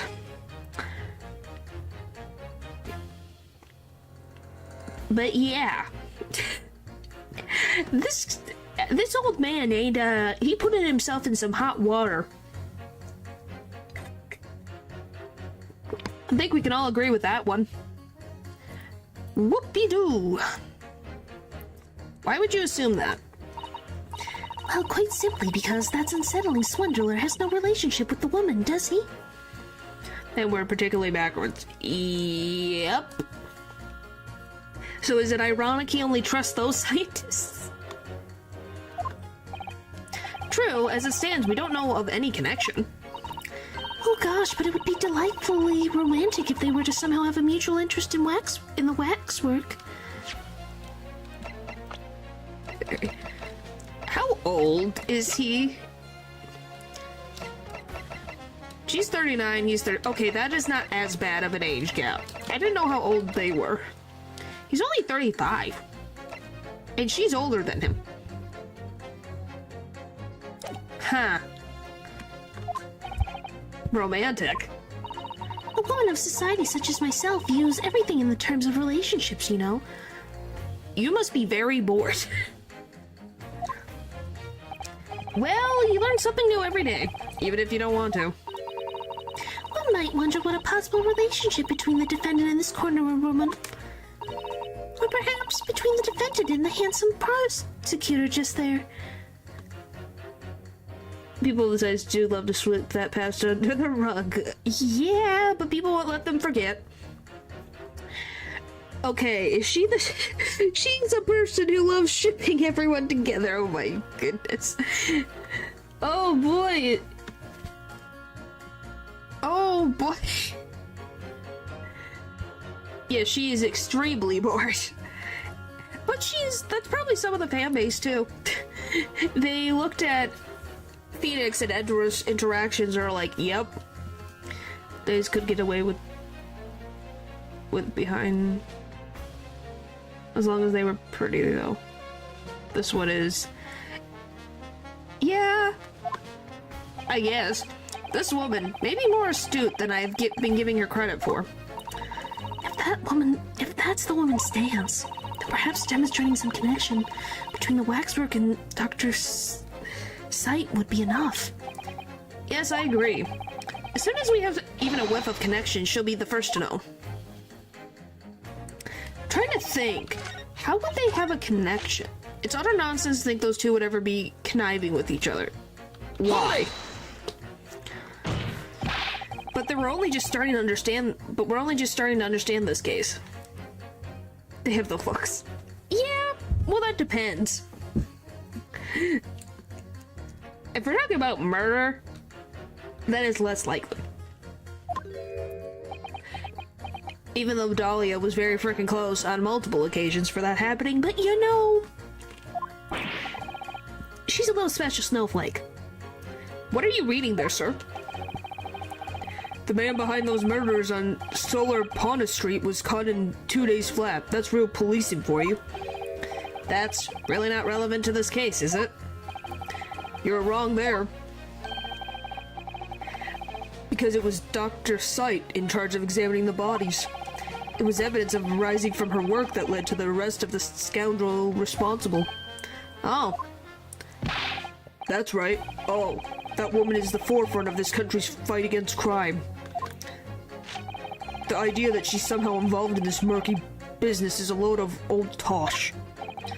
I thought it was up to me to press the jurors, not the other way around. I thought maybe it would give me information. I know it's extreme, but I'm just using an example that we have seen ourselves. You remember Dahlia Hawthorne, don't you? And the crime she has committed? What sort of problems?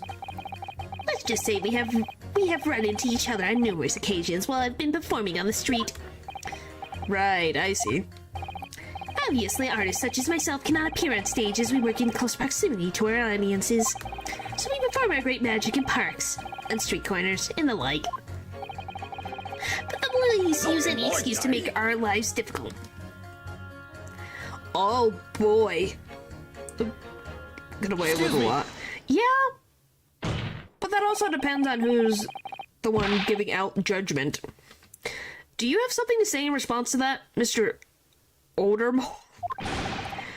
What are you calling a mass murderer? Sorry, my mistake. I got confused because I heard you look like him. I don't look anything like that, man. You want to be locked up, Sonny? Thanks, Mr. Shaloms. Perhaps we could move on. I was really wondering if you had something you wanted to add in response to what juror number 3 just said. By the way, this is dangerous. This is very dangerous. You were so close to the child next to you, that better not be loaded.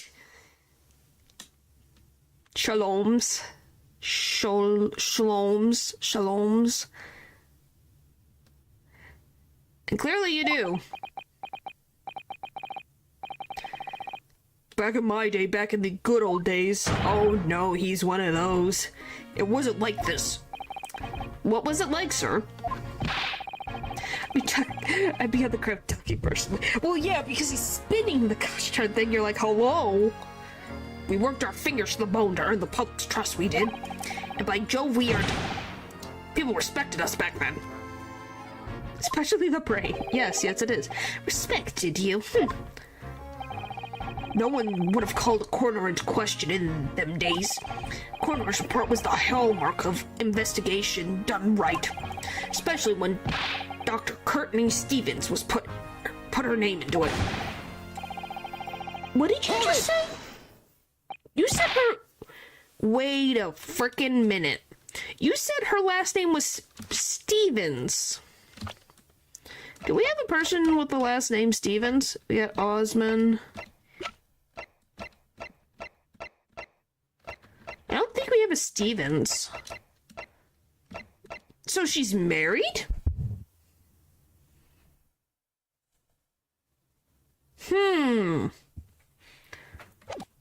Or she changed her name. She was the best of the best and the apple of the force's eye. Hold on a minute. What are you talking about? Who's Courtney Stevens? Sorry. Got a bit carried away there. Stevens is Mr... Stevens is Dr. Sight's maiden name. She has a daughter. Yeah, but that doesn't... Like, the point of the matter is, yeah, she has a daughter. That doesn't mean someone's married. Don't you know royalty and having children out of wedlock? Or with a mistress is a thing? So, I think anything is possible. Her maiden name. So that was before she was married. At the time, it was a scandal. Yeah. Of course, yes. Silly me. It's Sight now, isn't it? Stevens. I'm sure I've seen that name somewhere recently. I don't know where I've seen it. Where have I seen it? That's a bad example. What, me? It was... What, the example I used? Stevens. Where have I seen the name Stevens?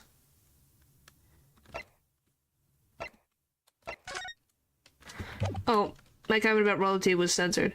I mean, yeah, but a girl doesn't look the type to do the for fun of it. Like her, I get what you mean. I'm just using as an example. Oh, there it is. There's the name. I didn't even realize. She's involved with the professor. She's involved with the professor. Oh. I'm sure I've seen that name somewhere recently. I was like, so, because we were trying to find the connection, it's like, oh my, I'm like, if he says it, it has to be somewhere. And I remember seeing something. Anyway, the point is that those were the great days of policing, not like now. Sorry to interrupt, sir. But do you think you could change your statement to include that name?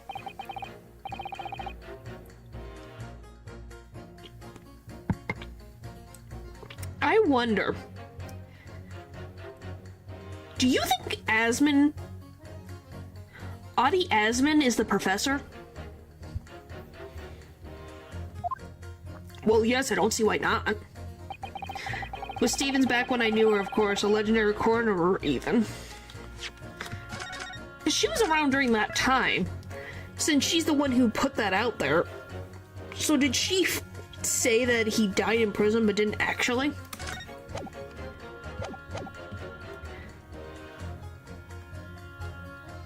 What if so...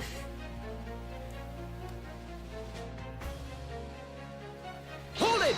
I mean, she was legendary, was she? What did you say? That woman is still the best coroner in the land.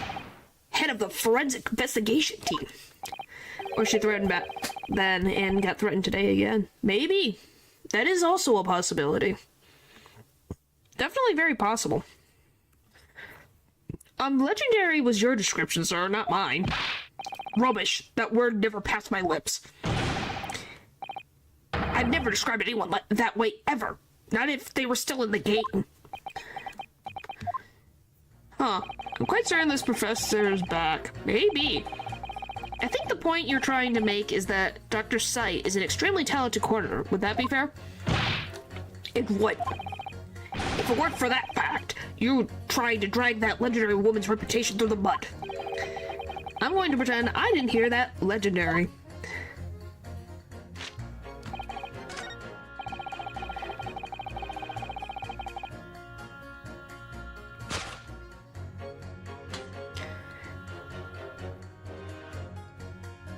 I think this would be the match, correct? I'm assuming this is the match.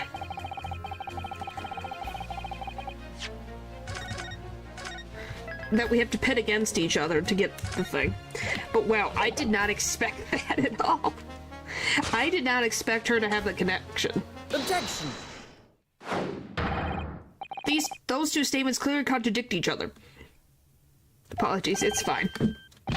Good gracious, to whose statement do you refer, counsel? Can't help here, it's fine. I don't know, I'm genuinely figuring this out as we go. So, juror number 2. Oh gosh, me? What can I do for you? I presume that you heard what juror number 6 said in his statement. It brought to light that the maiden name of the coroner, Dr. Sight, which in turn has revealed the connection that wasn't apparent before. Well, naturally, as a woman of society, I find such connections and relationships irresistible. Oh my gosh. But oh golly, I'm afraid I failed to see what you mean. Dr. Sight's maiden name is Stevens, and through that name, the coroner is very definitely linked to the waxwork of the killer. The defense has evidence to prove it. My goodness, evidence, you say? How utterly enthralling. Counsel, the court cannot overlook that last remark. I very much hope there is substance to your claim. Sorry. Alright. Of course, my lord. I would ask the court to look at this. The evidence that clearly links Dr. Sight to the mass murderer known as the Professor. Dun dun dun dun dun. Take that! I have here a certain autopsy report from 10 years ago. But my height for her stories would make me a bit of a hypocrite. Yeah, well, here's the thing. For her, she just is putting anybody together just because. You could quit doing the old man's voice if it's that much of an issue on your voice. It's not. It's that... It's more of, it's more switching between. It's just the old man's voice sometimes is at the weirdest times. A 10-year-old autopsy report? What relevance does that have? It's of course from the autopsy of the person portrayed in the waxwork, the killer known as the Professor. But The professors? But that man was a capital offender, so... That's right. This is the certification of death that was drawn up after the convict's execution. The identity of the killer was never made public, so the report gives few details. But what's important is the name of the coroner who wrote it. Courtney Stevens. Oh my, Courtney Stevens? Strike a light! It appears that the professor's autopsy was conducted by Dr. Sight 10 years ago. And you say they weren't connected. And a few days ago, Mr. Drebro very deliberately stole the waxwork of the professor from Madame Tussauds spells. A waxwork that doesn't in fact resemble the victim, Mr. Asman, at all. And do you suppose there's some unsavory relationship between those events? Absolutely. I'm sure of it. There's no doubt in my mind that the professor's case is at the heart of the link that we have yet to uncover. Between Dr. Courtney Sight and Mr. Enoch Drebber. Because Drebber saw everything is connected. Which, by the way, if you guys don't remember, Drebber was grave digging the night after the professor was laid to rest inside the coffin. And he swore he saw somebody. Like, he saw the professor come out of the coffin, like how this waxwork is. But then people still saw a body in there. So... well, because he was going to go grave digging. The keyboard appears to be dysfunctional with... and the unscrewed keyboard is paid to work with. Thus, my contribution will be videotaped, but I have a chat spirit. Well, thanks for coming in, Eldridge. Totally not suspicious at all. Yeah, but we have to believe the fact that Drebber did... I believe that he did see that. That he probably saw Asmund, who I think is the professor. With a zombie. I don't think that's how that works. In this game, at least. Hidden links, mysterious connections, secret relationships. This is all most extraordinary. We're surely obliged now to explore this further. Whee! One on my side. I got one on my side, guys. Quite right. Can't let this trial come to an end now. Not while there's this cloud of suspicion hanging over the yard's best corner. 2! It wasn't like this in my day, but we're still up here to uphold justice in the end. Yay! I got 2 on my side! Woohoo! It's the professor, that's what links the frightful swindler in the corner.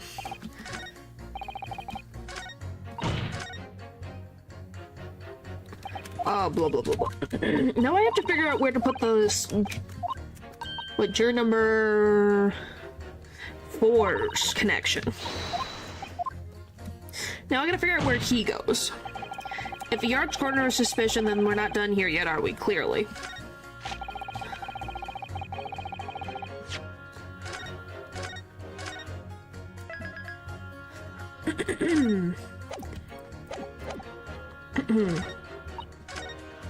Alright, I have my own problems with the members of the police. I do not trust them. I think 4 and 5 is who I linked together?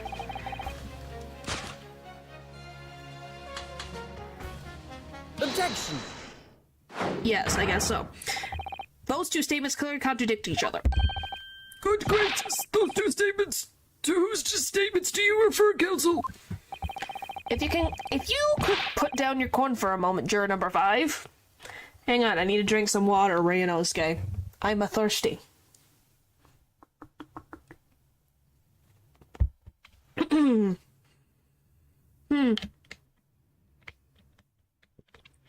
Oh, no! What? Of course, hang on.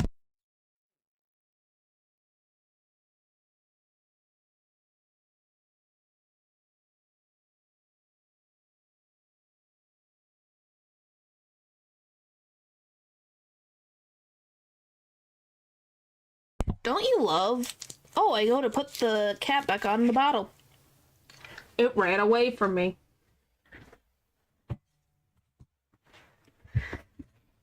No puppy break today.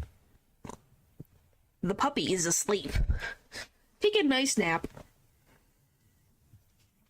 Well, sleeping for the night, but you know what I mean. Oh, you mean me? More like clumsily break. Ha. You pointed out that it's wrong to make an accusation without evidence. But the accusation that the waxwork model was inside the second birdcage on the day in question is not without supporting evidence, as the defense demonstrated to the juror sitting next beside you. Golly. I think everyone has their moments of being clumsy.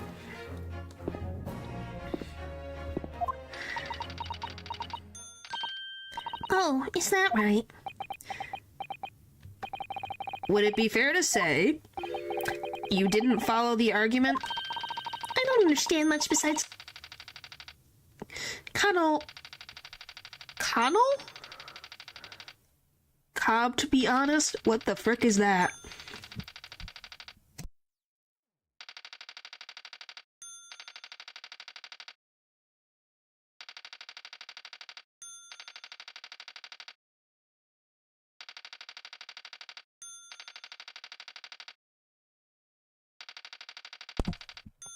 What is a coddle clob? Golly.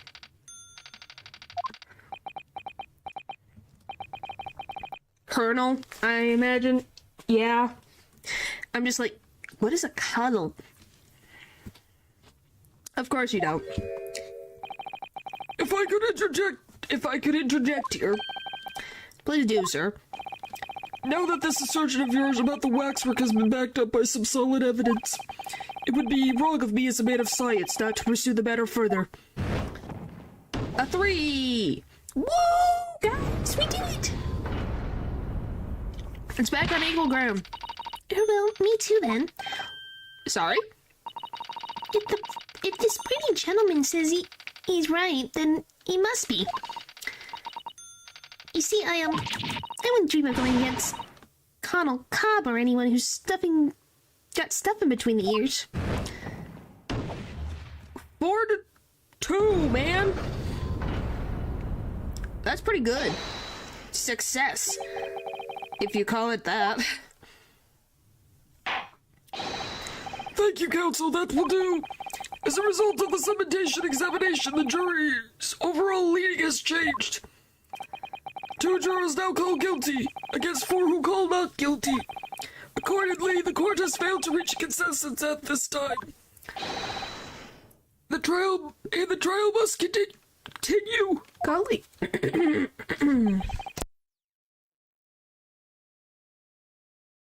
We did it! Oh, well done, Mr. Naruto. Another wonderful victory. Woohoo! Now, how are we gonna get now how do we get through this? A waxwork of the despicable professor used as a body double for the victim in this quite extraordinary case. I must say it's extremely hard to believe the assertion could possibly be true.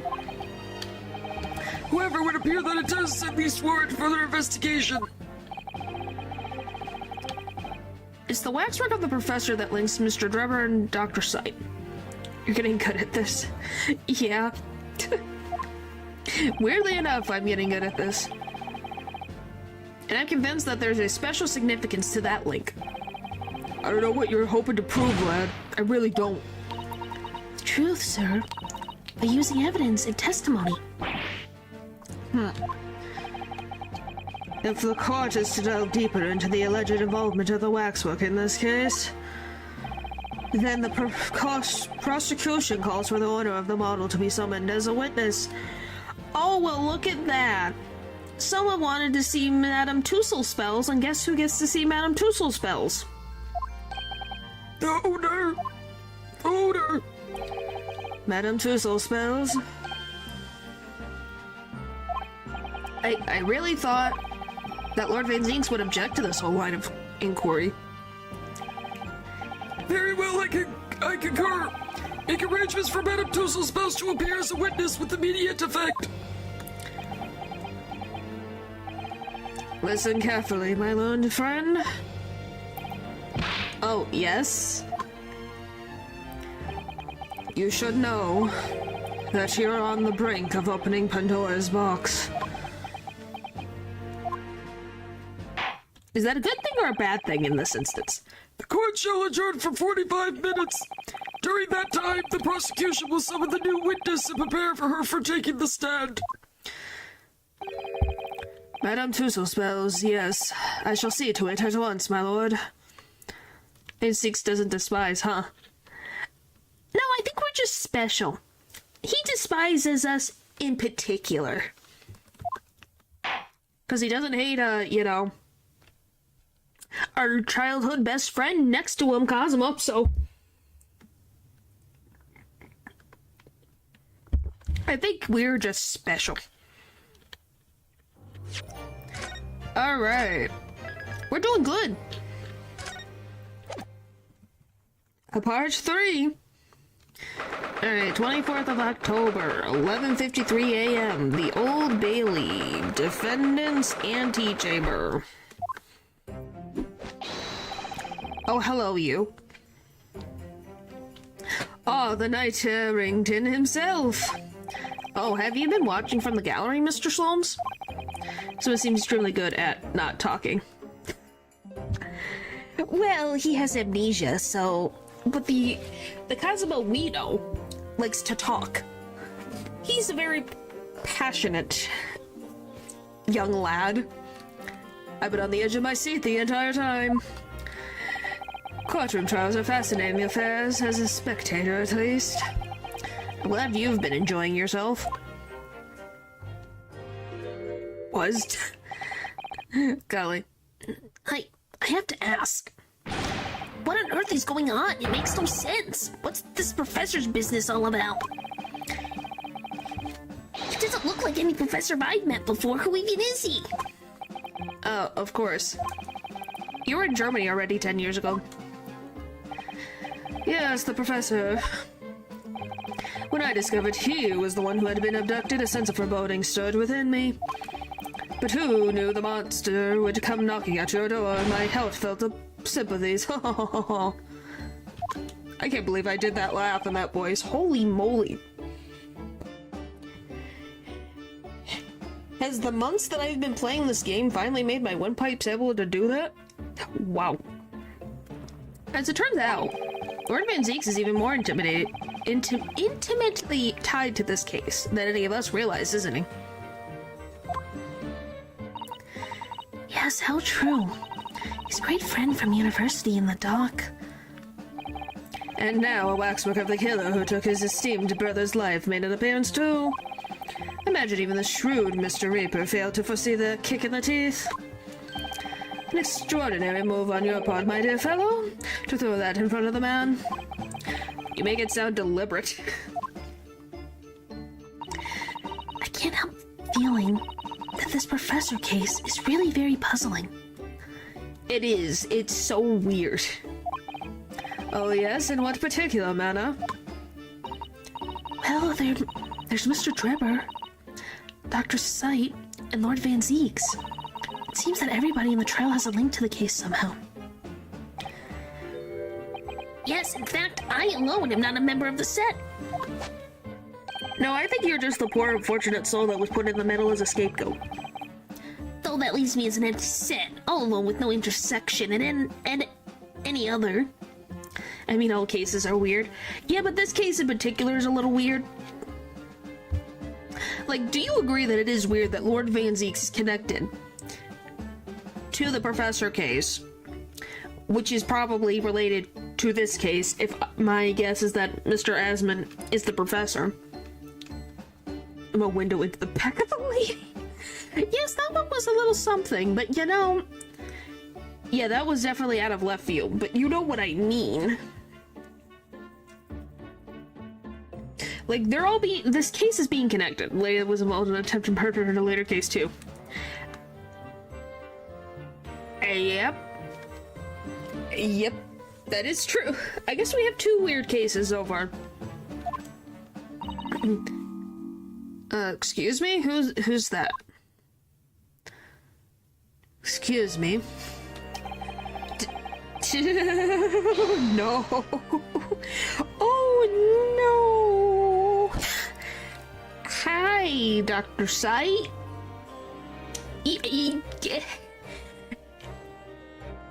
So yeah, weird. We're used to weird. We haven't weird yet. I'm assuming you've been watching the proceedings. No hard feelings, right?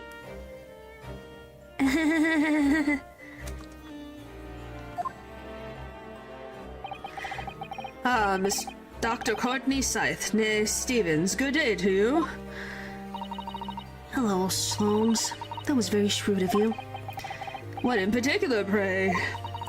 You requested that 10-year-old autopsy report from Gregson, didn't you? Why would you assume such a thing? Because Gregson told me.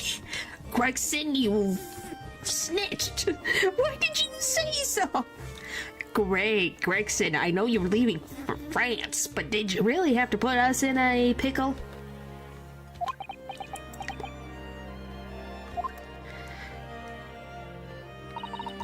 To think it's been 10 years. 10 years in the laboratory, wielding my scalpel. I smell of nothing but corpses and disinfectant. A policeman on the jury had a lot to say about you as it happens, Dr. Sight. And I've accused you of being complicit in what happened. Why would you say that out loud, Ryonosuke? You're not helping anything. I'm hoping that you'll take the stand and tell the truth about what really happened. That certainly won't be possible. Lord Van Zeeks won't be summoning me as a witness. Lord Strongheart has forbidden it. What? Strongheart? Buddy. What do you mean? Oh yeah, didn't he say he was gonna change the legal system? Any means necessary? Besides, she already knows. Yeah, I guess. But yeah, Strongheart did said any means necessary. So did he know about this? Welcome back, Lord Strongheart. The Pandora's box you were worried about is the professor's case. Please don't make the mistake of thinking you'll get any information about it out of me. But attempting to hide from the truth, that's cowardice. I've always fought crime in the way that I see fit. He could have known she did something, I guess. Well, yeah, since he trusts her. Like, literally, her profile says, and I kid you not, one of Lord Strongheart's most trusted allies. Names always fascinate me. Yes, they are very... Well, some of them are puns. Most of them are puns. I have no regrets. None at all. And that's all I came here to say. So good day to you. Yeah, it's beautiful. I love the puns that they make out of it. She mentioned it too. This Pandora's box. Whatever does it mean? There's really no cause for concern. I assure you, when the trial resumes, then the meaning will become all too apparent whether you like it or not. Now that I believe it's almost time, I must make my way back to the public gallery. The edge of my seat awaits. I think maybe you're enjoying yourself a little too much. Yep, he's here. Ah yes, one word of warning before I go. If in the course of the trial this afternoon you perceive even a shadow of a doubt about the truth, don't let it out of your sight. Pursue it like a dog with a bone.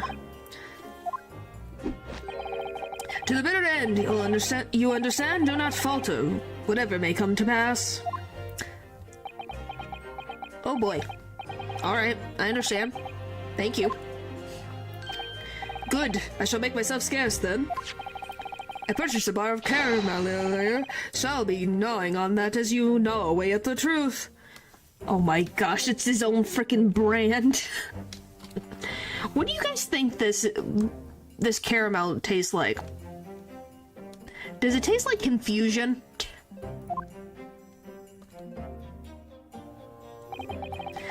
What did that warning from Mr. Shalom's really mean, I wonder? Especially the bit about whatever may come to pass.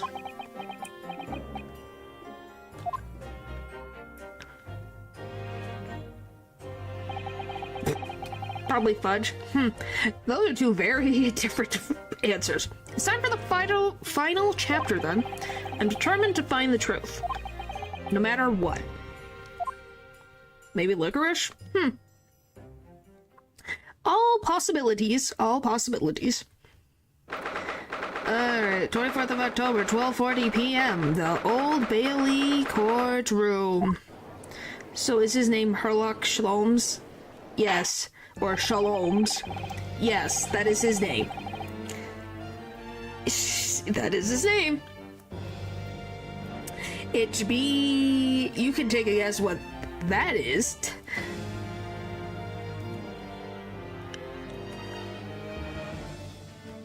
In the name of Her Majesty the Queen, I hereby reconceive the proceedings of this court. You were assuming? Yes, that is his full name, is Herlock. Shaloms or Shlomes. I kind of switch between. I say Shlomes, typically. But that's just how my brain reads it. It's Shaloms.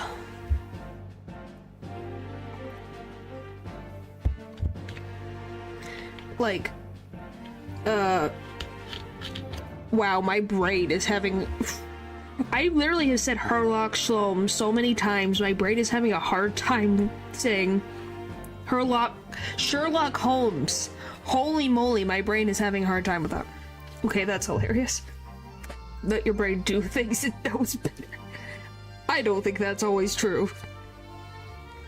Counsel for the defense and prosecution, are you ready and able to continue? The prosecution is ready, my lord. My brain is having a moment where it's trying to remember that Sherlock Holmes is the actual name of the character that Herlock Sholmes / Shaloms is based off of, in a parody of. Yes, my lord, the defense is also ready. As the court is aware, the case under our scrutiny began with the damaging incident at the Great Exhibition. Yet now we find ourselves embroiled in the details of a convicted felon who was sent to the gallows a decade ago. Remember what reality it's in? Yes, I guess so. This trial has certainly defiled all expectation. It seems to be the fate of all trials in which this Nipponese is involved, my lord. Well then, don't take the case that I'm in, Van Zeeks. You probably have less of a headache. Did you know he was, it wouldn't surprise me, he smoked a pipe, so anything could happen. Don't do that to please don't do that. My brain cannot have both those names. Herlock Holmes of, oh my gosh, Sherlock Holmes and Herlock Shaloms or Shaloms. My brain cannot I can't say them at the same time. You guys try saying that. Like, actually trying to say both those names after each other. Your brain cannot, it switches so fast. You can see my brain is struggling to switch between the names. So then, let us begin our exploration of the defense's assertion that the waxwork was... Cardinally?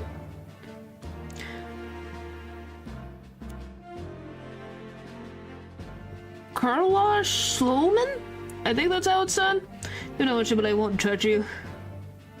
I'll go crazy. Oh boy.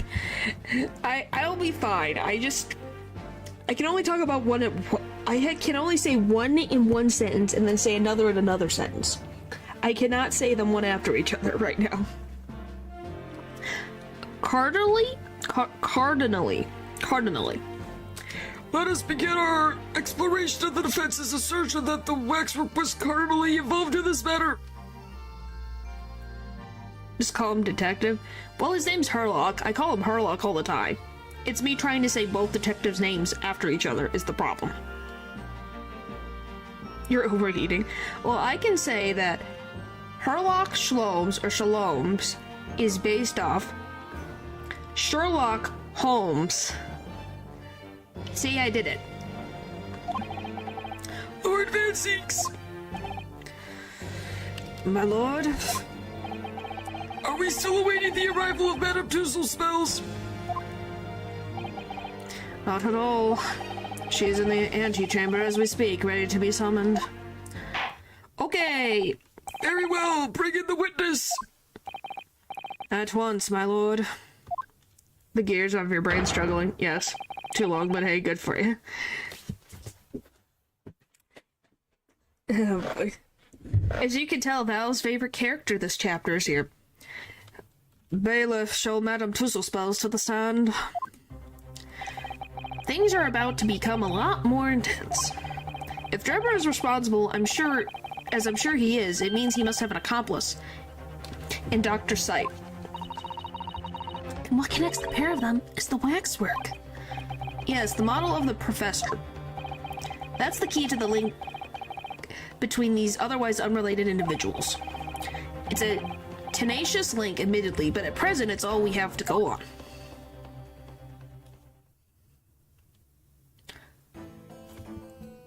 She's making a Herlock wax statue. State your name and occupation for the court, please. I don't know how to feel about this. Are you guys creeped out by this? It's very accurate and it's kind of terrifying. My name is Madame Esmeralda Tusa-Spells. I work as an waxwork artisan and the proprietress of Madame Tusa-Spells Museum of Waxwork. You'll have to pardon me for working as I testify. My new exhibit must open very soon.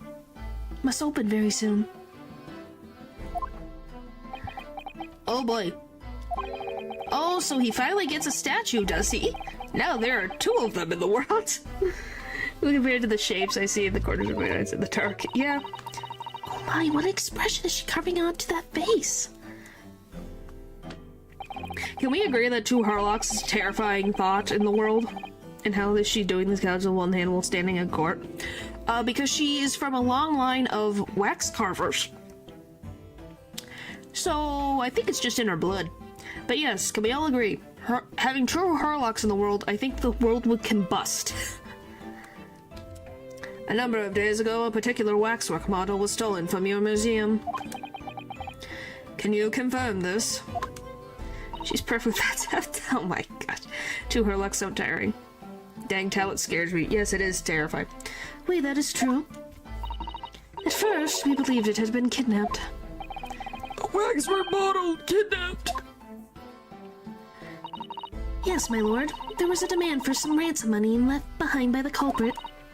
However, according to what I'd just been told outside the courtroom, that was not the true reason.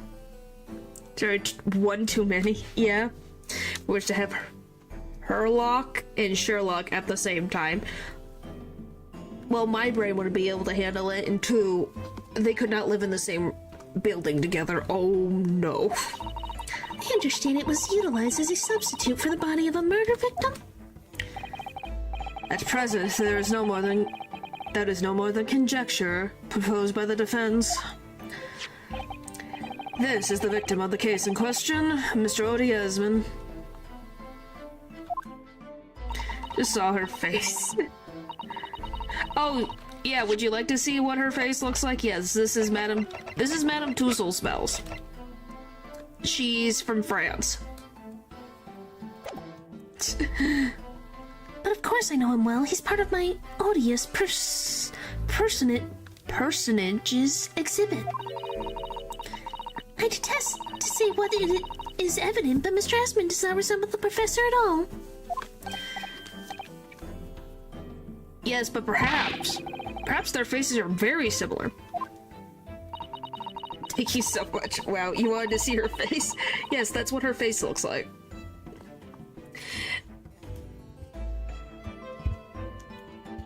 Yeah, trust me, Val has been in love with her since she first appeared in this chapter.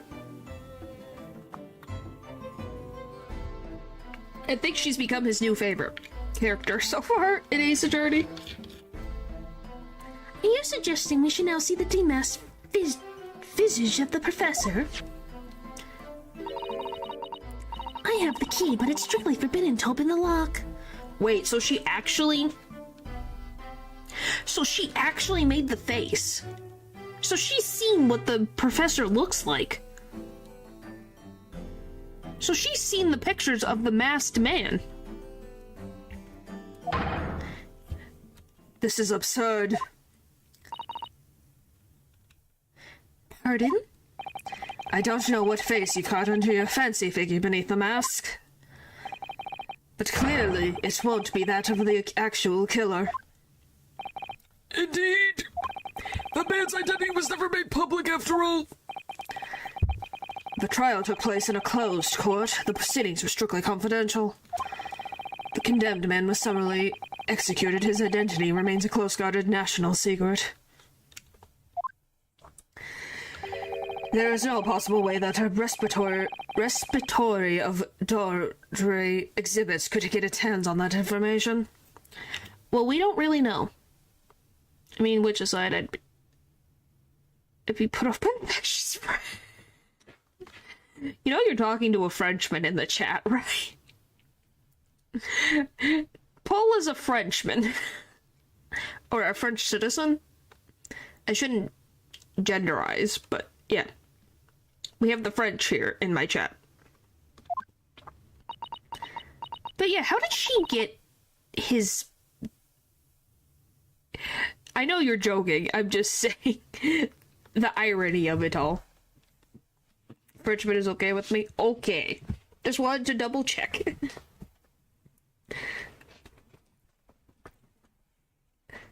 Oh boy, I can't so what I assumed was French.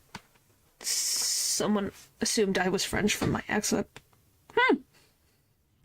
Well, some accents are similar to each other, but not the same. That's the thing. One of you guys got Oh boy. I'm going to butcher this. Quill Damage? That is probably very incorrect.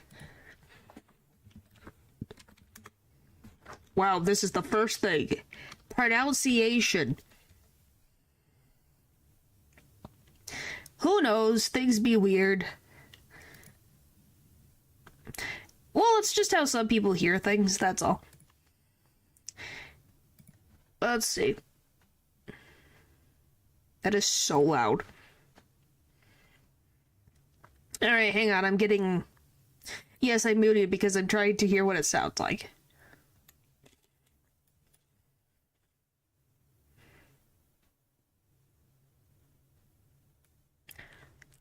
Quel dommage? Wow, it sounds like quel dommage. Quel dommage. Quel dommage. Quel dommage. Quel dommage. Okay. Alright, let me put the music back on. Quel dommage. That is what the French person said. I don't know what the definition is. I guess we'll find the definition. Or the Frenchman in chat could tell the definition. Meaning in English. French people use it to express a feeling of regret or disappointment. Just like too bad or what a pity in English. Quel dommage. Literally, what a shame. Ah. Quel dommage. It would seem you are unaware of the Tussle spell's principles. What principles? The family Tussle spells has always prided itself on sculpting its models a la perfection. Every detail, including the visage, is fashioned with complete fidelity. Et voila, our principles. Speaking of that, where are you from? Are you talking about meat? I'm not Canadian. I have nothing wrong with the Canadians. This joke is just never gonna die, is it? I am from the US of A. Give her French accent. I don't feel comfortable. I have a Frenchman in the chat and I don't think I can do that very well. And the French accent is closest to my German accent, so they sound about the same. So, you know, she'll sound like, Francisco. Believe me, I don't know about that one. Oh, I do not know about that one. Oh, you're German? No, I can make a German accent, but I don't think it is an accurate German accent. With your French pronunciation multiple times already. I think my brain is gonna melt. There's well-known legend about the Tussle spells, waxworks from the time of the French Revolution. Like it when I do Spanish accent? Well, I guess it just depends on the accent that you are trying to portray. And how you try to go about it. A member of the Tusselspels family is said to have made a waxwork of the queen who was executed. Oh, fun. Wait, that is true. It was certainly... It was a century ago. I believe the queen's face was carved in the minutes following her death, actually at the guillotine site. That's morbid. You are correct. The model is on display still today in the House of Horrors. Like I said, I don't think that's really French.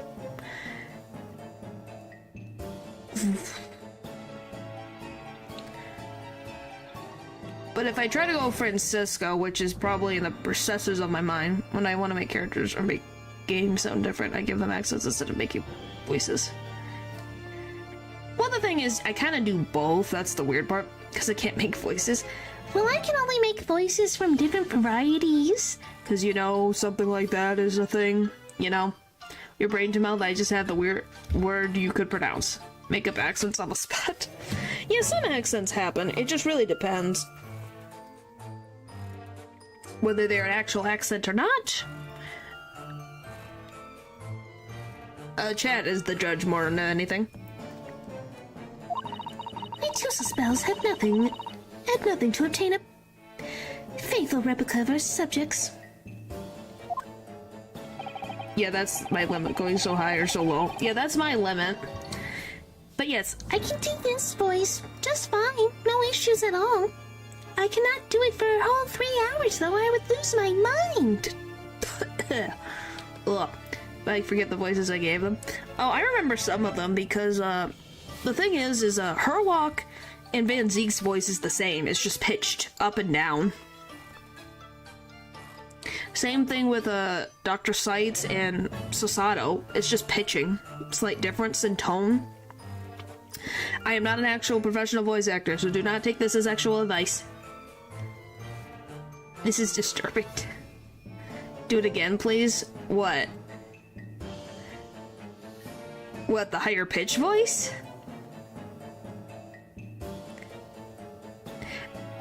It's like... Same here. Are you talking about, That's Iris's voice. My original pronunciation isn't that French-like, but I can make a very heavy French accent if I want to.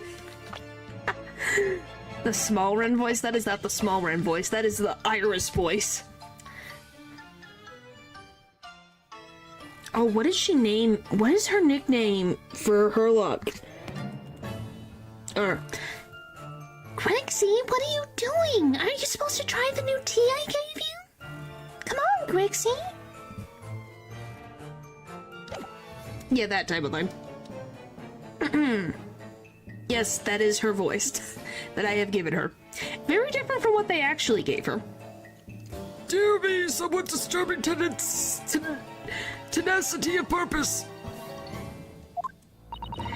Well, it's because I wanted to give her a very different voice than Sasato's, which is very much soft-spoken and a more on the quiet side.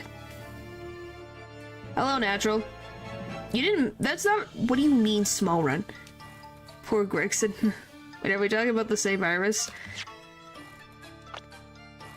I'm talking about this Iris, not the R... Not R-Y... R... My goodness. I-R-Y-S. I'm talking about this Iris. This Iris, who is 10 years old. 10. So she's gonna have a higher pitched voice than everyone else. I was talking about Hololive Iris. No, that's a very different Iris. Her voice is not that high-pitched. It's higher pitched, but not as high-pitched. You know, that's why I had to go again. That's fine. Do what you have to do, man. It was the only way to obtain a truly lifelike representation of the subject. And it has been my family secret for generations. Do you mean to say that beneath that mask... Yeah, that's why I said... I think guessing you're done with Enoch? For now, yes. Well, I didn't register that it was a different Iris. Yes, she is shushing. We, the true visions of the killer, is there? This is ludicrous. It's out of the question. Golly, this is gonna suck. This is ludicrous. It's out of the question. The professor spread terror throughout Great Britain. As a result, the Madame Tussauds a great special exhibit remains extremely popular even today. I am drinking water. What do you mean, wait? Like I said, that's the closest French accent I can give. It's like a less aggressive Francisca. The killer emerged from his own grave. It was a sight to behold. You should come. Is Van Ziek's brother? I don't think that Van Ziek's brother is the professor. He was killed by the professor. I do not think that. Well, let's shoot for Ezra. Let's shoot. Yes, we have two of them now. The killer emerged from his own grave. It's a sight to behold. You should come. Which, by the way, what do you think of my accent, Paul? I don't think it's accurate, but you know. I think, madam, it would be beneficial to hear your formal testimony on the matter. Killing their brother is not that uncommon. Yeah, but I don't think... Well, the thing is, Van Zieks wouldn't kill his own brother. Not that bad, actually. Like, you guys remember Van Karma, don't you? What is this? This is ridiculous. Me? A failure? Franziska von Karma. Like that type of thing. It's his own brother. Well, first of all, Van Zieks would have to smile. And we don't see Van Zieks smile unless he's being sadistic. You will explain every detail of this macabre model and your personal involvement in its creation. With pleasure. Yeah, it's just less aggressive, Francisca. Because in the future, I'm gonna have to get that Francisca voice out again, and my brain's gonna be like, oh no. And two, I don't think he'll leave his kid to a random detective. Huh? Am I missing something?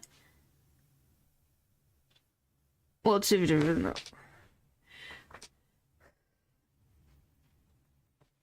do.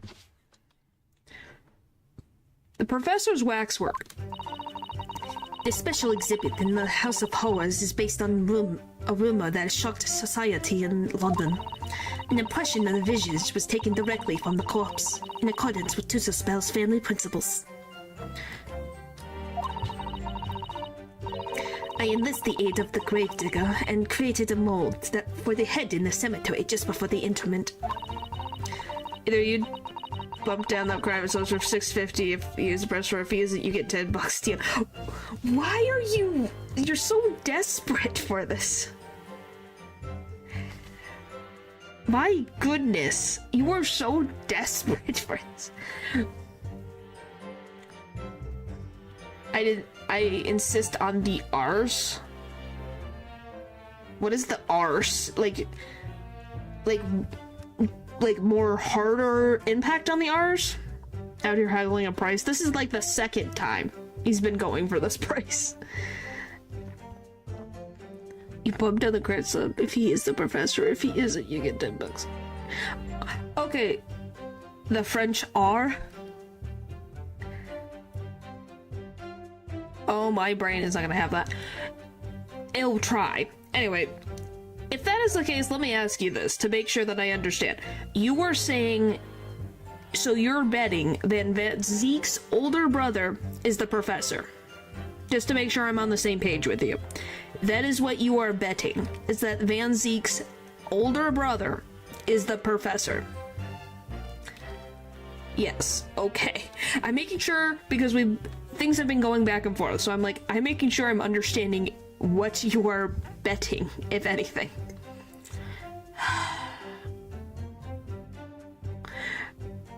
I have to think about this, because we're at 400, so that is actually closer than I think, and if I say yes, I have to think about this. And if he isn't, Paul gives me $5, not $5, $10. Ugh, I can't English.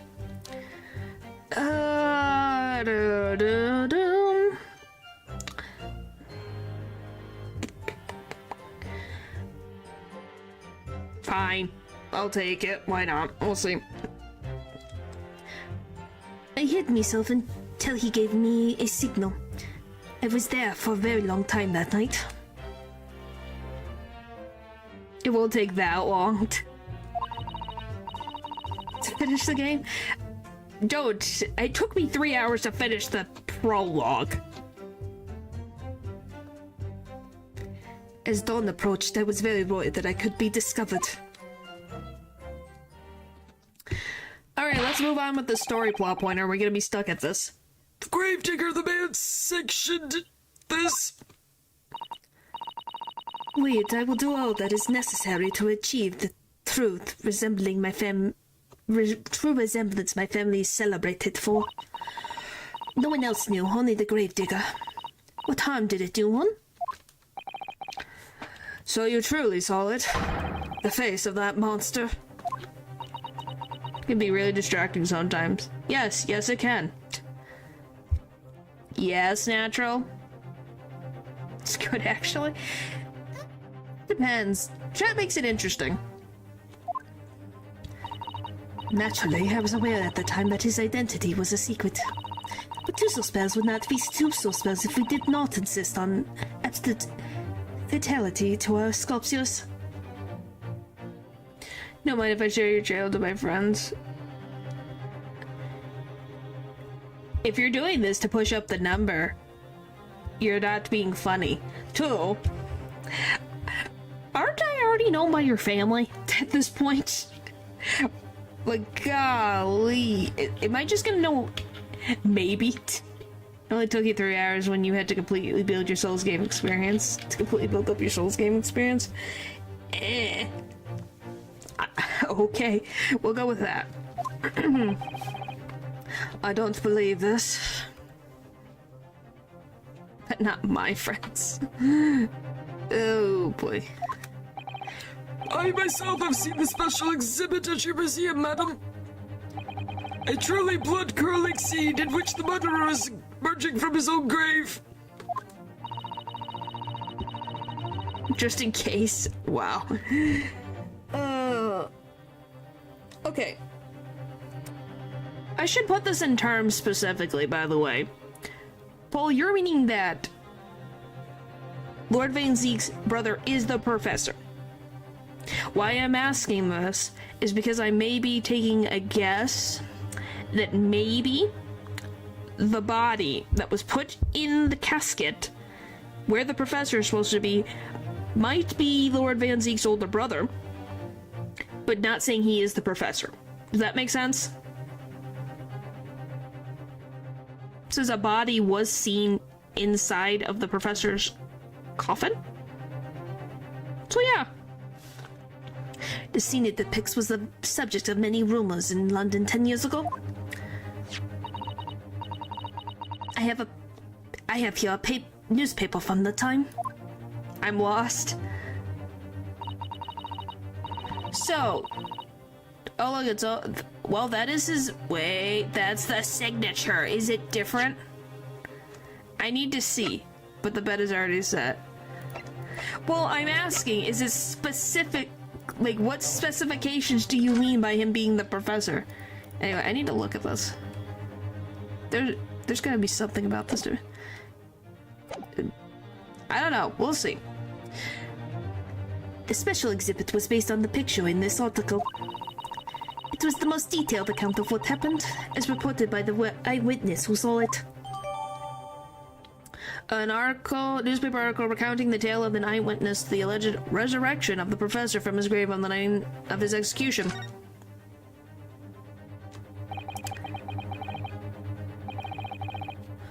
A man rises from the grave. It's absurd. It's too absurd for words. You still haven't answered my question.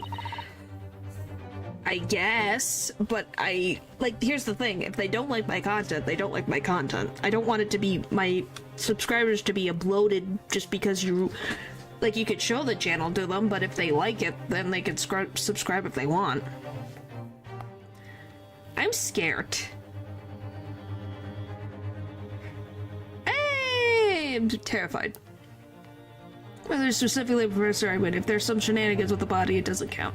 Okay, thank you. Thank you, Paul, for specifying. Just wanted to say if there's some... Because that's the thing, I'm like, shenanigans could be involved in it. The public enjoys absurdity, monsieur. This is why I reproduce the scene as carefully as possible in my museum. And it's a waxwork from the exhibit that was stolen from some days before the incident at the Great Exhibition, wasn't it? That is correct. The professor you see before you here. Means you win. I'm not a coward. Well, thank you.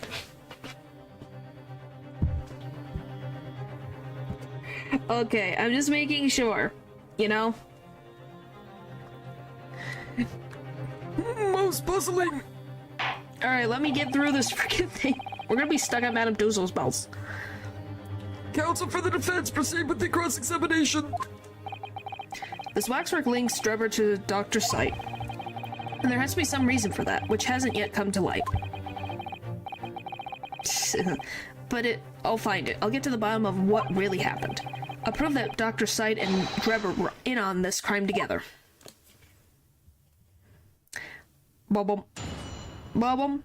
Bum-bum-bum-bum. Alright.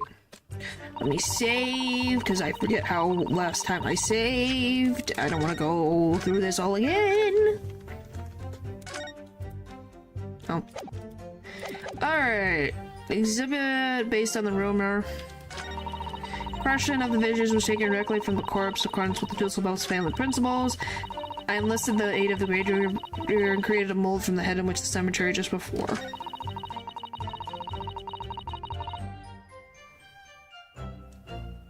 Oh my gosh.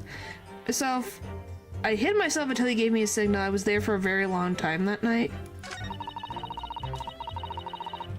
What the? Now that I realize... Madame Tussauds is a little bit of a crazy person. Is that true of every waxwork in your museum, then? It is, assuming the subject is dead, of course. Live subjects have to cooperate in a similar way. I have letters from imprisoned criminals all the time, you know.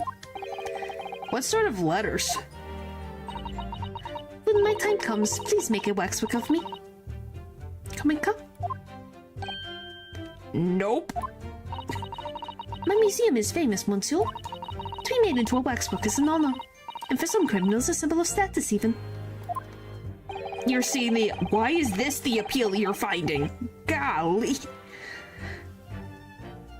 Because nothing says hardened criminal better than wax. And it is thanks to one killer in particular that my museum has gained such popularity in London.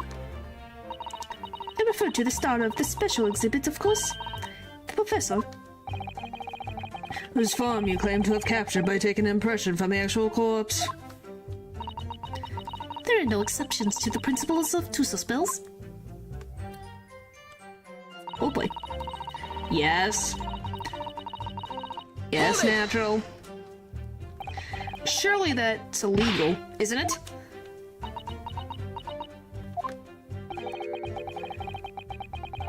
She's not a monster, though. I think that's a... Like, Ghost I can see, but she's not an actual witch that we know of. So I don't think she fits that criteria. It would seem the proprietaries of this repository of novelties was blinded by momentary greed. It has nothing to do with money. The man is part of London's criminal history. That is why I must sculpt him to record this history. It is the reason I'm chair of the Tussauds Museum.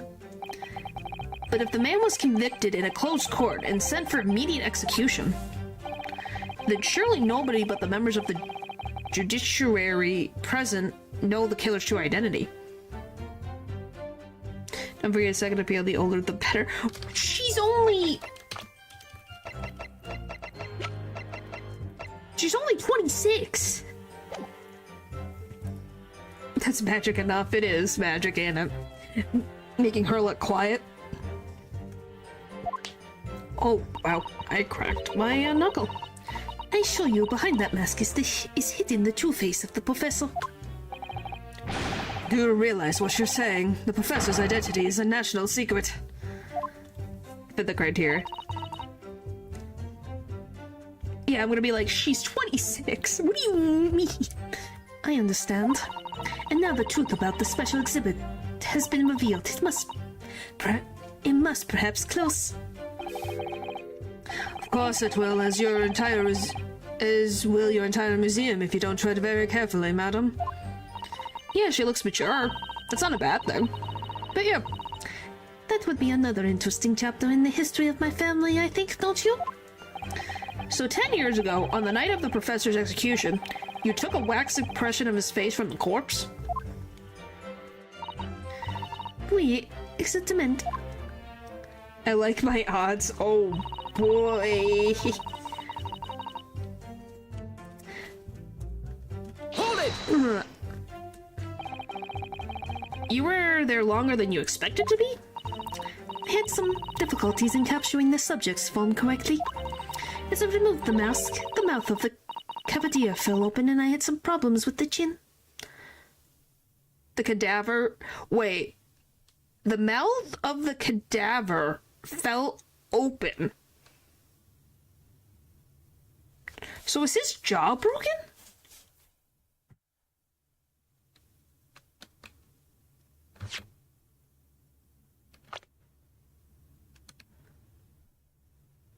Huh. Okay, is this a dumb question? Does the act of swinging cause the jaw to be broken? Well, thanks for stopping by. Have a good sleep. Enjoy the rest of your day. Well, thank you, thank you. This is a genuine question. Is like, can the jaw be broken by, Kurt's just moaning. Smear, did it lag out a second? It might have lagged out a second. Who knows? But not usually. Okay, thank you. I'm just asking. Bye. Dare I ask? The man has been dead for a short while already, you see. His muscles were relaxing and consequently his chin would not align itself correctly. Broken by what? Well, I'm not even gonna try to guess. I'm going to guess because there's no... The muscles are receding and the neck is broken, that the jaw just opens up? Maybe? I don't know. Oh dear, what a terrible thought. Under normal circumstances, I would have an assistant with me. However, that night I was alone, and as a consequence, I missed my preferred window of time. What do you mean?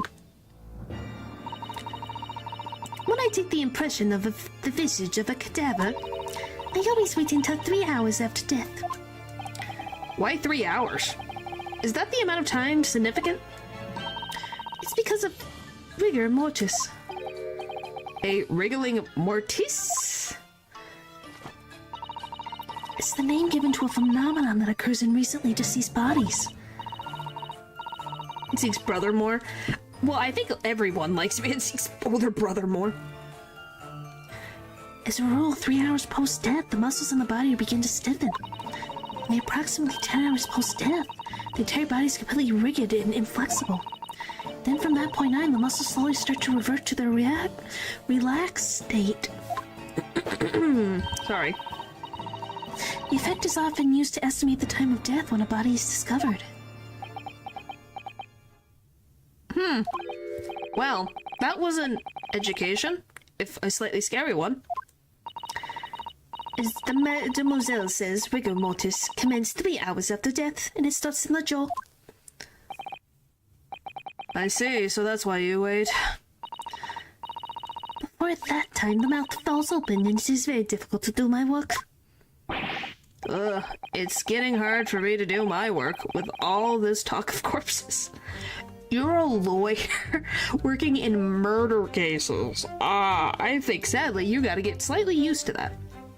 Oh, you reached Aventurine? Applause. Good job. I wonder about that information the court just heard from Madame Tusselspells.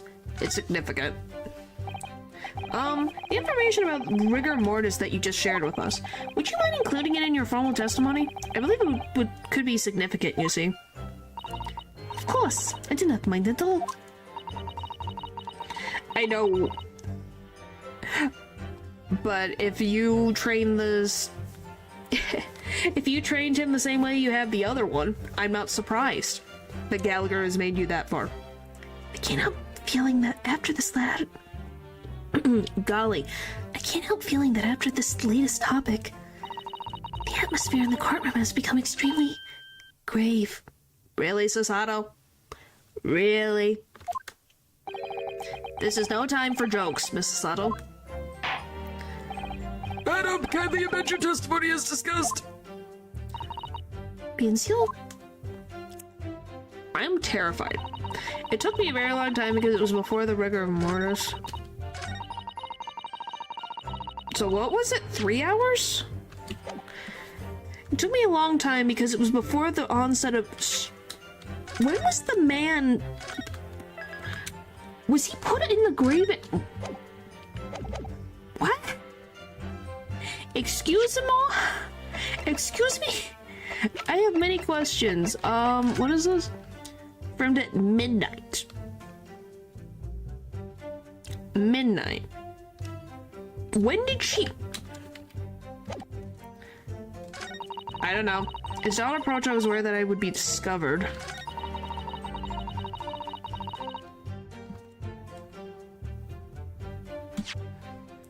It's gotta be good energy for the dice and how it'd be good. It's...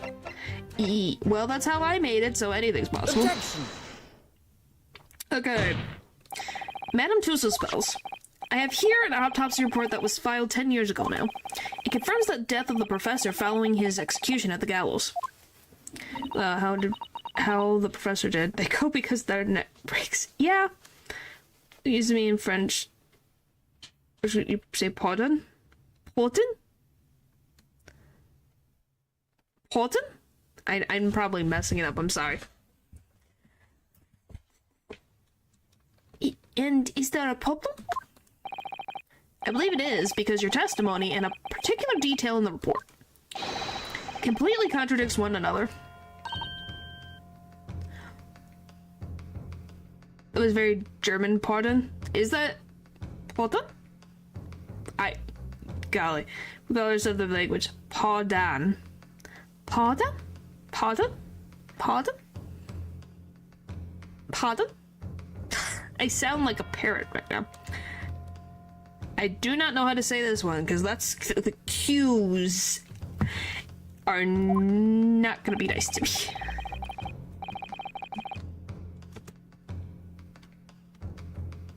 You got it right the first time? Well, apparently I didn't. I don't know.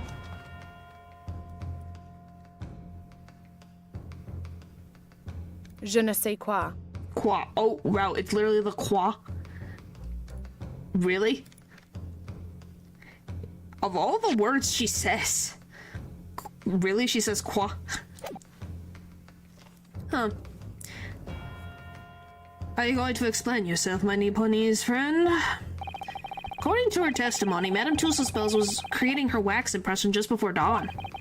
And at that time, rigor mortis had not yet set in. Am I correct so far, madam?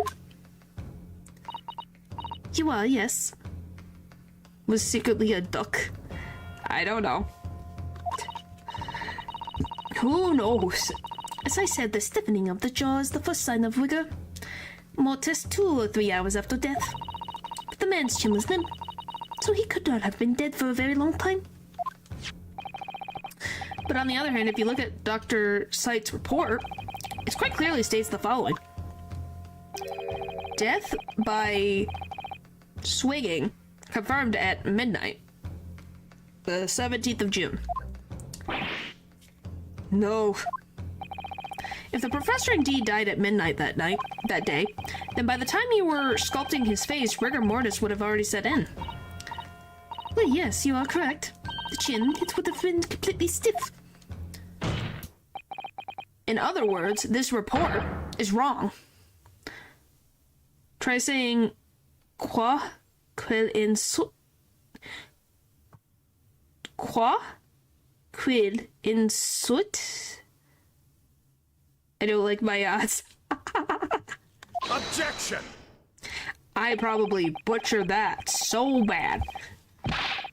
The only reason I've heard je ne sais quoi before, because that is weirdly a thing that has been used a lot in media. What?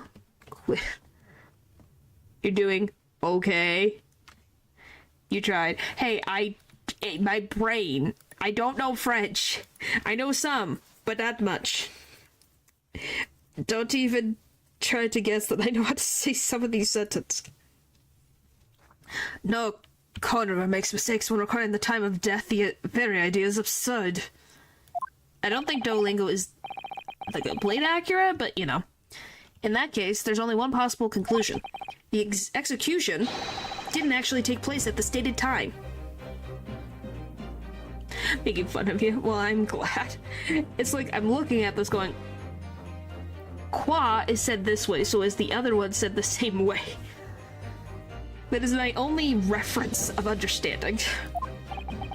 I'm impossible. Well, naturally, I think you do that a lot anyway, so. But I also do the same thing to you, because a blowtorch is still the most ridiculous thing. Order, Council, this is beyond folly! Not only do you indicate the author of the report, Dr. Sight, but you also implicate the members of the staff at Barclay Prison where the execution took place. Objection! I don't know if I'm gonna try to say that because I don't know what it means. What did they say? By heck, Extraordinary. Not at my day! my learned friends appears to have overlooked one very critical fact. What fact? The professor died that night, without question. I'm assuming that Van Ziek saw it. He did, of course he did. I moved the man's limp jaw with my own hands. Objection. It means compassion. You have no. I just am not. Is it French word? Sounds Spanish or something? Misericordia? Misericordia. That is how I read it. Now, I do not trust natural with the words. Yes, the professor died that night. But what if he didn't die at the gallows? Didn't die at the... Are you insane? That's what I'm feeling right now. Oh God. What exactly are you suggesting did happen in that case? In that... Just a Genshin phrase. Oh. A retrice miniquis denanise sornical. Oh, now that you said it, yes, I know that one. Of all the things that I can say, don't worry, I'll tell you if they tried anything funny. Well, thank you. Now that I read it, it's like, oh, I remember that. Of all the things, I remember that meme. That was glorious. And I said that without issue. It's almost impossible to leave, but it would explain the link between Dr. Sight, the professor, and the one other person of interest. I have evidence that will explain exactly what I'm suggesting happened that night. Smeed's cordial analysis mechanics speaker. Golly. Council, present the evidence at once! The evidence that allegedly explains what really happened on the night of the professor's execution. Professor's execution. I can't English.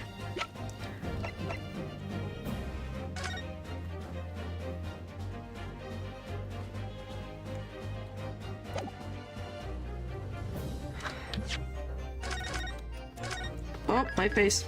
There we go. I don't know, I guess this? Take that! I don't know what, but something. What happened that night is written very plainly in this newspaper article. Executed criminal returns in the dead of night at local cemetery. You're suggesting it was a corpse coming back from the dead now? Well, if this article is to be believed, yes. The professor, assumably dead following his execution, emerged from his grave and was killed again. Objection! Wow, so he's saying he's dead. Don't be a fool. This simply is a rumor published by the gutter press. Can you be certain of that? Are you serious? The point is, as the article says, there was a witness to what happened. My word, yes indeed! Must we, the young man who stole into the cemetery by chance that night? Objection! course there was a witness. The story didn't write itself, but obviously the man made it all up. In any case, this was 10 years ago now. There would surely be no hope of finding him. Are you kidding me? Objection! On the contrary, my lord, we all know the witness well. What? Are you suggesting, counsel, that you've identified the person in question? That you know who claims to have seen this utterly incredible of events take place? Yes, my lord. In fact, you could say that he's right here, before my very eyes. Thank you, thank you, thank you. You will substantiate your latest claim now, counsel. Who is the alleged witness of the staggering scene from the cemetery 10 years ago? It would be our old golly jolly friend over here, Enoch Drebber. The man in question is Mr. Enoch Drebber. Drebber? The previous witness. Oh my gosh, that was so loud, I'm sorry. The previous witness. The special exhibit in the House of Horrors at Madame Tussauds Museum of Waxwork recreates the decade-old scene in great detail. The condemned criminal emerging from the grave, and beside the tomb, a young man with a lantern stumbling upon the terrifying sight. And that young man is a 10-year younger Mr. Enoch Drebber. You're never super loud, don't worry. Okay, I thought it's super loud to me. This scene, seriously. I don't blame you. Order, order, order! Surely Not counsel! Drebber was there, in Lowgate Cemetery. What is all this talking about, Mr. Drebber? Is the name significant? Of course, Madame Tussauds doesn't know, does she? Yes, it's extremely significant, madam, to your situation as well, in fact. What situation? The thief of the Professor Waxwork from your museum some days ago was portrayed by the very same man. None. But that would mean... Madame Tussauds spells. It would appear you know the name, Enoch Drebber. Oui, yes, I know it. But from long ago in the past. What? Oh my! Good gracious! Explain yourself. Tell us everything you know. Yes, of course.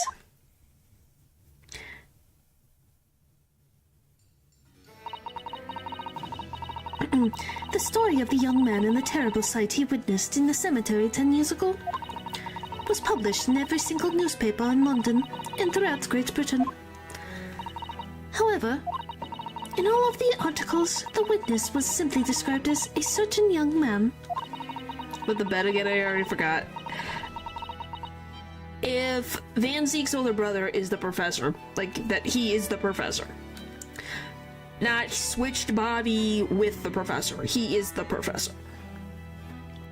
No details were published about his identity. His name was never revealed.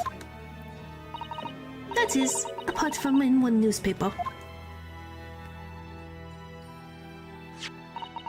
The Daily Circus. It is the paper from which comes the article I have already shown the court.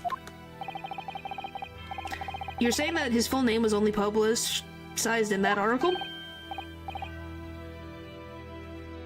Goodness me, yes, here it is! The university student who experienced this shocking event is Mr. Enoch Drebber. Golly. A disciple of science at the University of London and a resident of its student dorms. Other than them as being nobility thing. Unbelievable. When I read the article, I went to meet with the man. His discovery of the condemned criminal coming back to life in the cemetery in the dead of night would make a perfect exhibit for my House of Horrors, whether it was the truth or not. I see, so you went to meet Mr. Drebber in order to sculpt a waxwork of the man, did you? Exactement. He was studying science at the University of London in those days. He was just a poor student. I paid him £5 to make model for the waxwork. And since that time, it has been in my museum to recreate the scene of terror from the cemetery. And yes, I'm ending for the night because I got a long day tomorrow. So that's where we're gonna end for now on a technical cliffhanger. Woohoo!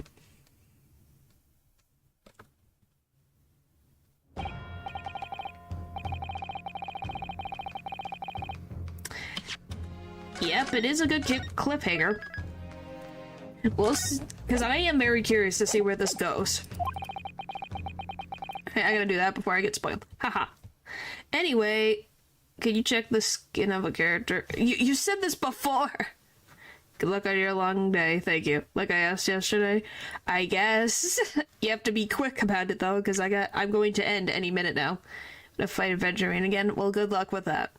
He is lessing? From what game? Because I'm getting many different results. Game character? Arknights. Arknights. New skin. What in the world am I looking at? Base. Elite. Ah.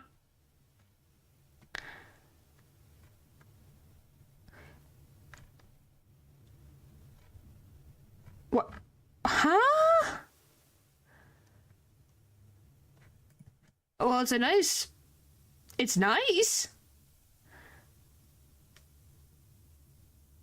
No, I'm not gonna stream tomorrow. I am not gonna be streaming tomorrow. Long day, I'm probably going to pass out. Tomorrow, if anything. I have a schedule out. I'll try my darndest to get that out. It's not even that bad. I was very confused for a minute, but yeah, it's nice. If it's what I think it is. Hello, Matthew. I'm gonna be ending soon. Then your schedule sucks. What do you mean? I have a job to do, thank you very much. And it's long and tiring. So, wait, please. What do you mean, wait, please? What? I gotta go. I work now. Good job! I'm proud of you, Matthew. Good job. I know, you were not pointless before, golly. And I do twice as that, and I'm not complaining. Well, here's the thing. This alien here does a lot of stuff to do. When it comes to this, that's all I can say. Alright, thank you guys for watching the stream. I'll put the schedule out, and I'll see you guys next time. Bye!